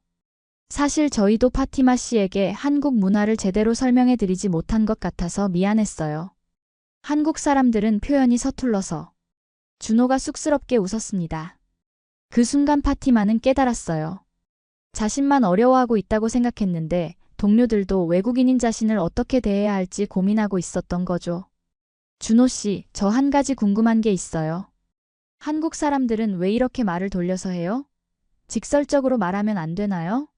파티마가 솔직하게 물었습니다. 준호는 잠시 생각하더니 설명했어요. 한국에서는 상대방의 기분을 상하게 하지 않으려고 노력해요. 그래서 직접적인 표현보다는 완곡한 표현을 선호하죠. 하지만 그게 항상 좋은 건 아니에요. 때로는 파티마 씨처럼 솔직한 의견이 더 도움이 될 때가 많거든요. 그럼 제가 계속 이렇게 적응해야 하는 건가요? 적응도 필요하지만 파티마 씨만의 장점도 잃지 마세요. 저는 파티마 씨의 솔직함과 열정이 정말 좋아요. 준호의 말에 파티마의 얼굴이 빨갛게 달아올랐어요. 카페에서 나오면서 준호가 제안했습니다. 다음 주부터 점심 미팅 어때요? 업무 얘기도 하고 한국 문화에 대해서도 더 자세히 설명해 드릴게요. 정말요? 그럼 저도 이집트 문화에 대해 알려드릴게요. 파티마의 얼굴에 오랜만에 밝은 미소가 떠올랐어요. 그날 밤 파티마는 일기를 썼습니다. 오늘 준호 팀장님과 진솔한 대화를 나눴다. 나만 힘들어하고 있는 게 아니었구나. 한국 사람들도 나를 배려하려고 노력하고 있었다는 걸 알게 됐다. 그리고 준호 팀장님의 따뜻한 마음을 느꼈다. 이상하게 가슴이 두근거린다. 다음 주 월요일 파티마는 전과 다른 마음가짐으로 출근했어요. 동료들이 밥 먹었어? 라고 인사할 때도 자연스럽게 네, 좋은 아침이에요 라고 답할 수 있었습니다. 미영이 파티마의 변화를 알아챘어요. 파티마 씨, 오늘 뭔가 달라 보여요. 기분이 좋아 보여요. 네, 주말에 마음을 정리할 시간이 있었어요. 그리고 준호 팀장님께서 많은 조언을 해주셨거든요. 파티마가 대답하자 미영은 의미심장한 미소를 지었습니다. 점심시간이 되자 준호가 파티마에게 다가왔어요. 파티마 씨, 점심 먹으러 갈까요? 두 사람은 회사 근처 한정식집으로 갔습니다. 준호는 파티마가 먹기 어려워할 음식들을 미리 확인하고 주문했어요. 그런 세심한 배려가 파티마에게는 더욱 특별하게 느껴졌습니다. 한정식은 어때요? 너무 낯설지 않나요? 준호가 걱정스럽게 물었습니다. 아니에요. 정말 맛있어요. 특히 이 나물들이 신기해요. 이집트에서는 볼 수 없는 것들이거든요. 파티마는 진심으로 음식을 즐기고 있었어요. 식사를 하면서 두 사람은 서로의 문화에 대해 많은 이야기를 나눴습니다. 준호는 한국의 정, 눈치, 체면 문화에 대해 설명했고, 파티마는 이집트의 가족 중심 문화와 직설적인 소통 방식에 대해 이야기했어요. 사실 저도 가끔 한국에 돌려 말하는 문화가 답답할 때가 있어요. 준호의 솔직한 고백에 파티마는 놀랐습니다. 정말요? 한국 사람인데도요? 네, 특히 직장에서는 더 그래요. 명확하게 말하면 될 일을 너무 복잡하게 만들 때가 있거든요. 그래서 파티마 씨의 직설적인 의견이 오히려 신선하게 느껴져요. 그 순간 파티마는 준호를 다른 시각으로 보게 되었어요. 단순히 잘생긴 팀장이 아니라 자신을 이해해주려는 따뜻한 사람으로 말이죠. 파티마의 한국 생활이 점차 안정되어 가는 듯 했지만 예상치 못한 큰 실수가 그녀를 다시 좌절로 몰아넣었습니다. 그것은 한국어의 미묘한 뉘앙스 차이에서 비롯된 일이었어요. 어느 화요일 오후 파티마는 중요한 프로젝트 관련 이메일을 작성하고 있었습니다. 협력 업체에 수정 요청을 보내는 내용이었는데 평소처럼 정중하게 쓰려고 노력했어요. 하지만 한국어의 높임법과 어투에서 미묘한 실수를 범했습니다. 안녕하세요. 보내주신 자료를 검토해보니 몇 가지 수정할 부분이 있는 것 같습니다. 다시 한번 확인해서 보내주시기 바랍니다. 파티마는 이 정도면 정중한 표현이라고 생각했어요. 하지만 이메일을 받은 협력업체 담당자는 파티마의 의도와 다르게 받아들였습니다. 특히 수정할 부분이 있는 것 같습니다. 라는 표현이 자신들의 실력을 의심하는 것처럼 느껴졌고, 다시 한번 확인해서라는 부분이 마치 제대로 검토하지 않았다고 지적하는 것처럼 들렸던 거죠. 다음 날 오전 그 협력업체에서 직접 전화가 걸려왔어요. 상대방은 상당히 불쾌해하는 목소리로 말했습니다. 어제 받은 이메일 내용이 좀 그렇네요. 저희가 일을 대충 했다는 뜻인가요? 예의에 어긋나는 것 같은데요. 파티마는 당황했어요. 자신은 단지 정중하게 수정을 요청한 것뿐인데 왜 이런 반응이 나오는지 이해할 수 없었습니다. 급하게 준호에게 도움을 요청했어요. 준호가 상황을 파악하고 직접 협력업체에 전화를 걸어 사과했습니다. 죄송합니다. 저희 인턴이 한국어가 서툴러서 표현에 문제가 있었나 봅니다. 악의는 전혀 없었으니 양해 부탁드립니다. 전화를 끊은 후 준호는 파티마를 따로 불렀어요. 파티마 씨, 뭔가 오해가 있었던 것 같은데. 파티마는 자신이 쓴 이메일을 준호에게 보여주었습니다. 준호는 메일을 읽어보더니 고개를 끄덕였어요. 아, 이 부분이 문제였구나. 파티마 씨, 한국어에서는 같은 내용이라도 표현 방식에 따라 상대방이 받아들이는 느낌이 완전히 달라져요. 제가 뭘 잘못 썼나요? 파티마는 진심으로 궁금했어요. 수정할 부분이 있는 것 같습니다. 보다는 검토 과정에서 몇 가지 확인이 필요한 부분이 있습니다. 라고 하면 더 부드러워요. 그리고 다시 한번 확인해서 보다는 추가 검토 후에라고 하면 상대방이 덜 기분 나빠해요. 파티마는 한국어의 복잡함에 다시 한번 좌절했습니다. 같은 뜻인데 표현만 조금 달라도 이렇게 큰 차이가 생기다니요. 그날 오후 사무실 분위기가 조금 이상했어요. 동료들이 파티마를 볼 때마다 조심스러운 표정을 지었습니다. 점심시간에 미영이 조심스럽게 말했어요. 파티마 씨, 너무 신경 쓰지 마세요. 누구나 실수는 하는 거니까. 하지만 파티마에게는 위로가 되지 않았어요. 오히려 자신 때문에 팀 전체가 곤란해진 것 같아서 더욱 미안했습니다. 더 큰 문제는 그 다음 주에 생겼어요. 다른 부서에서 파티마에 대한 안 좋은 소문이 돌기 시작한 거예요. 외국인 인턴이 협력업체에 무례하게 이메일을 보냈다더라, 예의가 없다더라 같은 이야기들이었습니다. 파티마는 복도를 지나다니면서 사람들이 자신을 쳐다보고 수근거리는 것을 느꼈어요. 엘리베이터에서 다른 부서 직원들이 자신을 보고는 대화를 중단하는 일도 있었습니다. 목요일 저녁 파티마는 숙소에 돌아와서 펑펑 울었어요. 가족들에게 영상통화를 걸고 싶었지만 걱정을 끼치고 싶지 않아서 참았습니다. 대신 일기장에 마음을 쏟아냈어요. 나는 정말 열심히 하고 있는데 왜 이런 일이 계속 생길까? 이집트에서는 솔직하고 직접적인 게 좋은 건데 여기서는 그게 무례한 거라고 하네. 내가 진짜 한국에 적응할 수 있을까? 아니면 그냥 포기해야 할까? 다음날 출근길에서 파티마는 진지하게 퇴사를 고민했어요. 이렇게 계속 실수만 하고 팀에 피해를 주느니 차라리 이집트로 돌아가는 게 나을 것 같았습니다. 자신이 꿈꿔왔던 한국 생활이 이렇게 어려울 줄은 몰랐어요. 사무실에 도착해서도 파티마는 평소와 달리 조용히 자리에 앉아 있었습니다. 동료들과 인사도 대충 하고 업무에만 집중하려고 했어요. 준호가 몇 번 말을 걸려고 했지만 파티마는 피하고 있었습니다. 점심시간에도 혼자 먹으려고 했는데 미영이 다가왔어요. 파티마 씨, 같이 먹어요. 아니에요, 괜찮아요. 파티마는 고개를 젓고 자리에서 일어났습니다. 그 모습을 본 준호는 걱정스러운 표정을 지었어요. 파티마가 점점 사람들을 피하고 있다는 것을 알 수 있었거든요. 그날 저녁 파티마는 평소보다 일찍 퇴근했어요. 마음이 너무 무거워서 집에 곧바로 들어가고 싶지 않았습니다. 해방촌 골목길을 천천히 걸으면서 이런저런 생각에 잠겨 있었죠. 한국 생활이 이렇게 어려울 줄 몰랐는데 그냥 이집트로 돌아가는 게 나을까? 파티마는 중얼거렸어요. 그러다가 우연히 작은 한복점 앞을 지나게 되었습니다. 예쁜 한복들이 진열되어 있는 것을 보니 처음 한국에 왔을 때의 설렘이 떠올랐어요. 그때는 모든 것이 신기하고 아름다워 보였는데 지금은 왜 이렇게 힘들까 싶었습니다. 한복점 문이 열리면서 익숙한 목소리가 들려왔어요. 어머, 이게 누구야? 파티마 아니니? 파티마가 고개를 들어보니 첫날 김치찌개를 끓여준 그 아주머니였습니다. 파티마는 깜짝 놀랐어요. 아주머니, 여기서 뵙다니 신기해요. 이 한복점이 우리 가게야. 김치찌개집은 남편이 하고 나는 여기서 한복을 만들지. 그런데 얼굴이 왜 이렇게 어두워졌어? 무슨 일 있었니? 아주머니는 파티마의 표정을 한눈에 알아챘어요. 파티마는 아주머니의 따뜻한 관심에 마음이 뭉클해졌습니다. 아, 그냥 회사 일이 좀 힘들어서요. 안으로 들어와. 차라도 한잔하면서 얘기해보자. 아주머니는 파티마의 손을 잡고 한복점 안으로 이끌었어요. 한복점 안은 아늑했습니다. 곳곳에 아름다운 한복들이 걸려 있었고 한쪽에는 작은 차 테이블이 놓여 있었어요.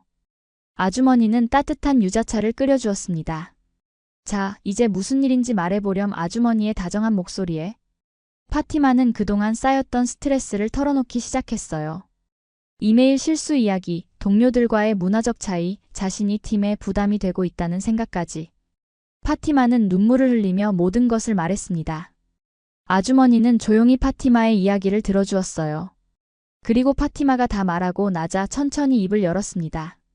파티마야, 아주머니 얘기 좀 들어볼래? 파티마는 고개를 끄덕였어요. 사실 나도 외국에서 온 사람이야.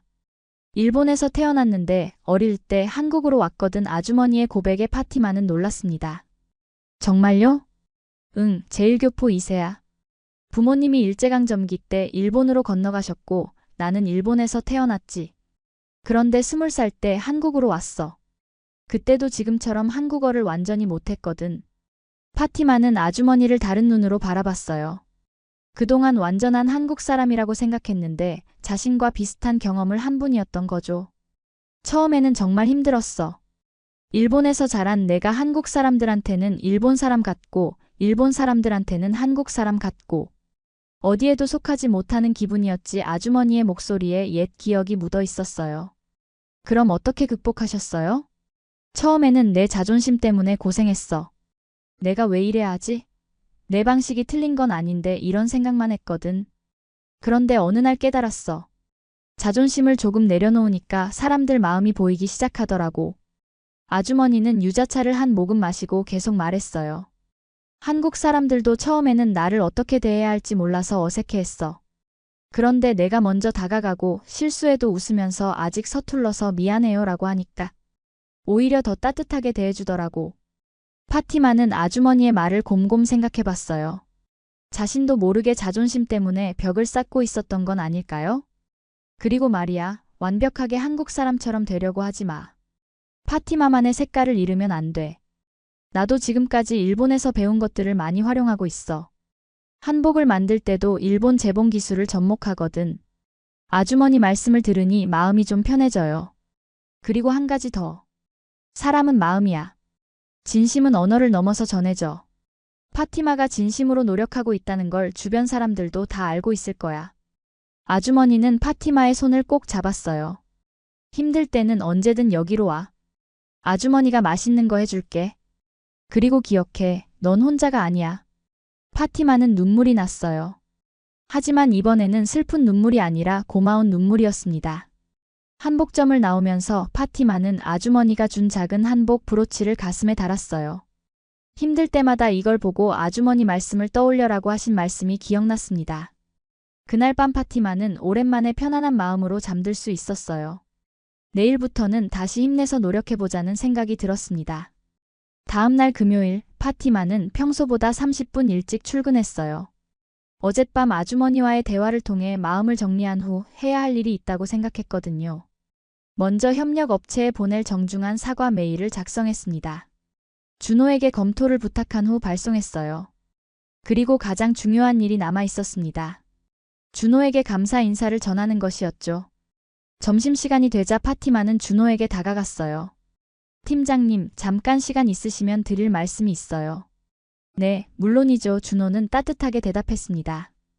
두 사람은 조용한 카페로 갔어요. 파티마는 가방에서 정성스럽게 쓴 손편지를 꺼냈습니다. 이게 뭐예요? 준호가 궁금해했어요. 편지예요. 그동안 감사했던 마음을 담았어요. 파티마는 수줍게 말했습니다. 준호는 편지를 받아 읽기 시작했어요. 편지에는 한국어와 아랍어, 영어가 섞여 있었지만 파티마의 진심이 그대로 느껴졌습니다. 준호 팀장님께 제가 한국에 와서 가장 힘들었을 때 위로해 주시고 격려해 주셔서 정말 감사합니다. 처음에는 제가 팀에 부담이 되는 것 같아서 죄송했는데 팀장님 덕분에 다시 용기를 낼 수 있었어요. 앞으로 더 열심히 해서 팀에 도움이 되는 사람이 되겠습니다. 그리고 팀장님은 정말 좋은 사람이에요. 고맙습니다. 파티마 올림. 편지를 다 읽은 준호의 눈가가 촉촉해졌어요. 파티마 씨, 오히려 제가 감사해요. 파티마 씨 덕분에 저도 많이 배우고 있어요. 정말요? 네, 다른 문화를 이해하는 것도 그렇고 소통의 중요성도 다시 깨닫게 되었어요. 그리고 준호가 잠시 머뭇거렸어요. 파티마 씨의 순수함과 열정이 저희 팀에 정말 좋은 영향을 주고 있어요. 파티마는 가슴이 따뜻해졌어요. 자신이 부담이 되고 있다고 생각했는데 오히려 좋은 영향을 주고 있다니요. 오후에 사무실로 돌아오니 미영이 다가왔어요. 파티마 씨, 오늘 뭔가 달라 보여요. 훨씬 밝아졌어요. 미영 씨, 그동안 걱정 끼쳐드려서 죄송했어요. 앞으로 더 잘할게요. 무슨 소리예요? 우리가 파티마 씨한테 더 잘해줘야 하는 건데 미영의 말에 다른 팀원들도 고개를 끄덕였어요. 맞아요. 파티마 씨는 우리 팀의 활력소예요. 대리급인 성훈이 말했습니다. 특히 글로벌 마케팅 아이디어는 정말 신선해요. 저희가 생각하지 못했던 관점들을 많이 제시해 주시거든요. 막내 직원 지원이도 거들었어요. 파티마는 동료들의 진심 어린 말에 감동받았어요. 그동안 자신만 힘들어했는데 동료들은 자신을 인정하고 있었던 거죠. 그날 저녁 퇴근할 때 준호가 파티마에게 말했어요. 파티마 씨, 다음 주에 중요한 프레젠테이션이 있는데 함께 준비해 주실 수 있나요? 파티마 씨의 글로벌 시각이 꼭 필요해요. 정말요? 제가 도움이 될 수 있을까요? 물론이에요. 파티마 씨만큼 중동 시장을 잘 아는 사람이 또 있겠어요? 준호의 말에 파티마는 자신감을 되찾았어요. 주말 동안 파티마는 프레젠테이션 준비에 매진했습니다. 이집트와 중동 지역의 소비자 특성, 문화적 차이점, 마케팅 포인트 등을 상세히 정리했어요. 이번에는 실수하지 않겠다는 각오로 준비했습니다. 월요일 아침 준호와 함께 프레젠테이션 자료를 검토했어요. 와, 파티마 씨 정말 대단해요. 이런 디테일한 분석은 저희가 절대 할 수 없었을 거예요. 감사해요. 제가 할 수 있는 일을 찾은 것 같아서 기뻐요. 파티마는 환하게 웃었습니다. 그 순간 두 사람의 눈이 마주쳤어요. 서로의 마음속에 특별한 감정이 피어오르고 있다는 것을 알 수 있었지만 직장에서의 관계를 생각해서 조심스럽게 행동했습니다. 화요일 프레젠테이션 당일 파티마는 떨리는 마음으로 회의실에 들어갔어요. 임원진들 앞에서 발표하는 것은 처음이었거든요. 하지만 자신이 가장 잘 아는 분야에 대해 이야기하다 보니 점점 자신감이 생겼어요. 이집트 소비자들의 구매 패턴, 문화적 선호도, 효과적인 마케팅 방법 등을 유창한 한국어로 설명했습니다. 발표가 끝나자 임원진들이 박수를 쳤어요. 정말 인상적이었습니다. 이런 현지 시각이 바로 우리가 필요로 했던 거네요. 준호는 뿌듯한 표정으로 파티마를 바라봤습니다. 파티마도 성취감에 가득 찬 미소를 지었어요. 그날 오후 회사 인스타그램 계정에 파티마를 소개하는 포스트가 올라왔습니다. 글로벌 감성을 가진 우리 팀의 특별한 인턴, 파티마를 소개합니다. 라는 문구와 함께 프레젠테이션하는 모습이 게시되었어요. 파티마의 인턴십이 막바지에 접어들었습니다. 6개월이라는 시간이 이렇게 빨리 지나갈 줄 몰랐어요. 처음 한국에 왔을 때의 서툴고 어색했던 모습과 비교하면 지금의 파티마는 완전히 달라져 있었습니다. 마지막 주가 되자 동료들이 파티마를 위한 작은 송별회를 준비했어요. 첫날 김치찌개를 먹였던 해방촌 아주머니의 식당에서 열렸죠. 아주머니도 특별히 파티마가 좋아하는 음식들을 준비해 주었습니다. 파티마야, 그동안 고생 많았어. 이제 한국 사람 다 됐네. 아주머니가 파티마의 어깨를 다독이며 말했어요. 아주머니 덕분에 견딜 수 있었어요. 정말 감사해요. 파티마는 진심으로 고마워했습니다. 동료들도 하나씩 파티마에게 인사를 건넸어요. 미영이 먼저 말했습니다. 파티마 언니, 처음에는 어떻게 지내야 할지 몰랐는데 지금은 정말 친한 동생 같아요. 저도 미영 씨 덕분에 한국 문화를 많이 배웠어요. 파티마가 대답했습니다. 성훈 대리도 진심 어린 말을 전했어요. 파티마 씨 덕분에 저희 팀이 정말 많이 발전했어요. 글로벌 마인드를 갖게 되었거든요. 막내 지원이는 아쉬운 표정을 지었어요. 언니가 없으면 사무실이 너무 조용할 것 같아요. 언니의 밝은 에너지가 그리울 거예요. 그리고 마지막으로 준호가 일어섰습니다. 파티마 씨, 정말 수고 많으셨어요. 처음에는 서로 어색했지만 지금은 정말 소중한 동료가 되었어요. 준호의 말에는 특별한 감정이 담겨 있었어요. 파티마도 그것을 느꼈지만 많은 사람들 앞에서는 표현할 수 없었습니다. 송별회가 끝나고 파티마와 준호는 둘이서 조용히 걸었어요.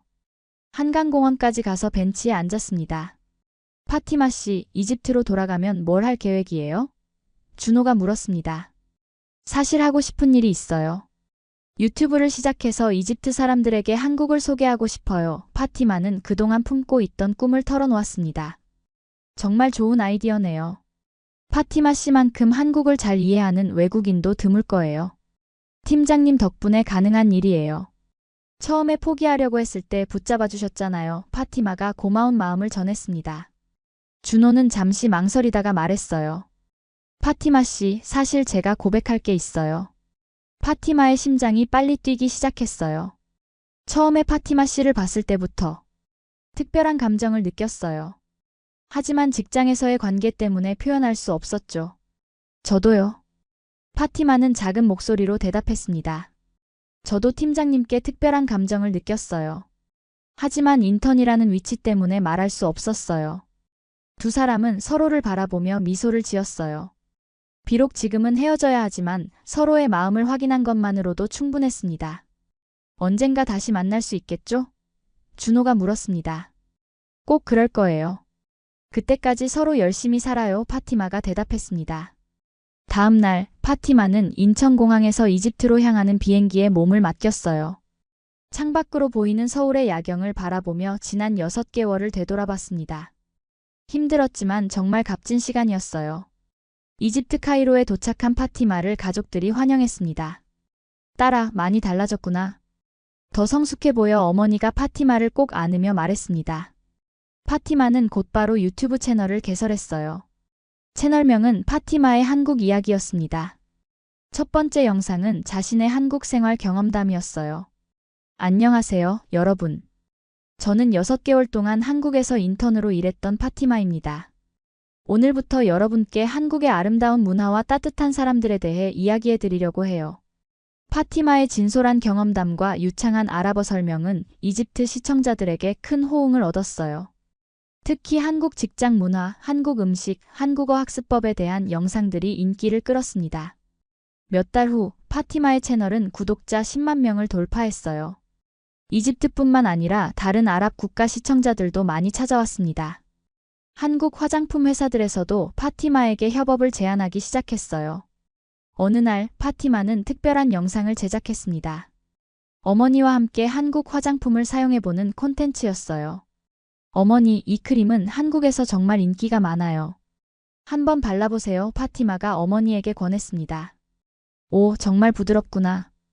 향도 좋고 어머니가 신기해하며 말했습니다.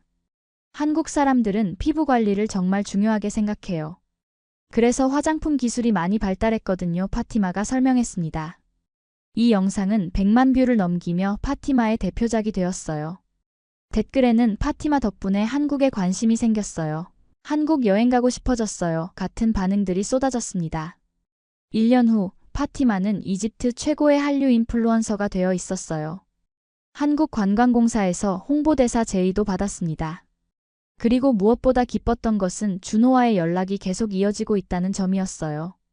준호는 파티마의 유튜브 영상을 빠짐없이 시청했고 종종 영상통화로 안부를 물었어요. 두 사람의 감정은 거리가 멀어져도 변하지 않았습니다. 어느 저녁 파티마는 카이로 시내가 내려다 보이는 카페에서 영상통화로 준호와 이야기하고 있었어요. 파티마, 유튜브 정말 대박이네요. 구독자가 벌써 50만 명이라고? 준호가 놀라며 말했습니다. 네, 믿어지지 않아요. 모든 게 한국에서의 경험 덕분이에요. 파티마가 대답했습니다. 그런데 파티마, 제가 좋은 소식이 있어요. 무슨 소식이요? 저희 회사에서 중동지사 설립을 계획하고 있어요. 그리고 현지 마케팅 매니저를 찾고 있거든요. 준호의 말에 파티마의 눈이 반짝였어요. 설마. 네, 파티마가 가장 적합한 후보예요. 어때요? 다시 함께 일할 생각 없으세요? 파티마는 가슴이 벅차올랐어요. 한국에서 배운 것을 이집트에서 활용할 수 있는 기회이자 사랑하는 사람과 다시 함께 할 수 있는 기회였거든요. 물론이에요. 정말 꿈 같아요. 그날 밤 파티마는 일기에 썼습니다. 처음 한국에 갔을 때는 단순히 한류에 빠진 여대생이었다. 하지만 지금은 두 나라를 잇는 다리 역할을 하고 있다. 그리고 진정한 사랑도 찾았다. 진심은 정말 언어와 국경을 넘어서는 것 같다. 몇 달 후 파티마는 이집트에 설립된 한국 기업의 마케팅 매니저로 취임했어요. 준호도 중동 사업 총괄 매니저로 이집트에 파견되었습니다. 두 사람의 새로운 시작이었죠. 파티마의 유튜브 채널은 계속 성장했고 더 많은 이집트 사람들이 한국 문화에 관심을 갖게 되었어요. K-뷰티, K-푸드, K-드라마의 인기가 이집트 전역으로 퍼져나갔습니다. 어느 금요일 저녁 파티마와 준호는 나일강이 보이는 레스토랑에서 저녁을 먹고 있었어요.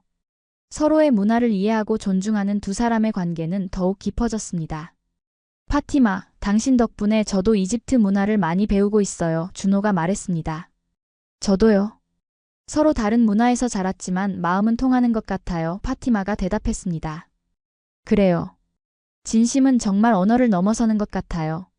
마지막 장면에서 파티마는 어머니와 함께 한국 화장품을 소개하는 영상을 촬영하고 있었어요. 어머니의 얼굴에는 환한 미소가 가득했고 파티마도 행복해 보였습니다. 여러분, 오늘도 시청해주셔서 감사해요. 다음 주에는 한국 전통차 체험 영상으로 찾아올게요. 안녕히 계세요. 파티마가 카메라를 향해 손을 흔들며 인사했습니다. 카메라가 꺼진 후 파티마는 창밖을 바라보며 생각했어요. 처음 한국에 갔을 때는 단순한 호기심이었지만 지금은 두 나라의 문화를 연결하는 소중한 일을 하고 있었습니다. 그리고 무엇보다 진정한 사랑을 만났어요. 한국에서 겪었던 어려움들, 문화적 충돌들, 그리고 극복의 과정들이 모두 값진 자산이 되었습니다. 파티마는 이제 확신할 수 있었어요. 진심과 노력이 있다면 어떤 문화적 차이도 극복할 수 있다는 것을요. 그녀의 이야기는 많은 사람들에게 용기와 희망을 주었습니다. 서로 다른 문화 사이의 가교 역할을 하며 진정한 소통과 이해의 가능성을 보여준 것이죠. 파티마의 한국 생활 적응기는 이렇게 아름다운 결말을 맞이했습니다.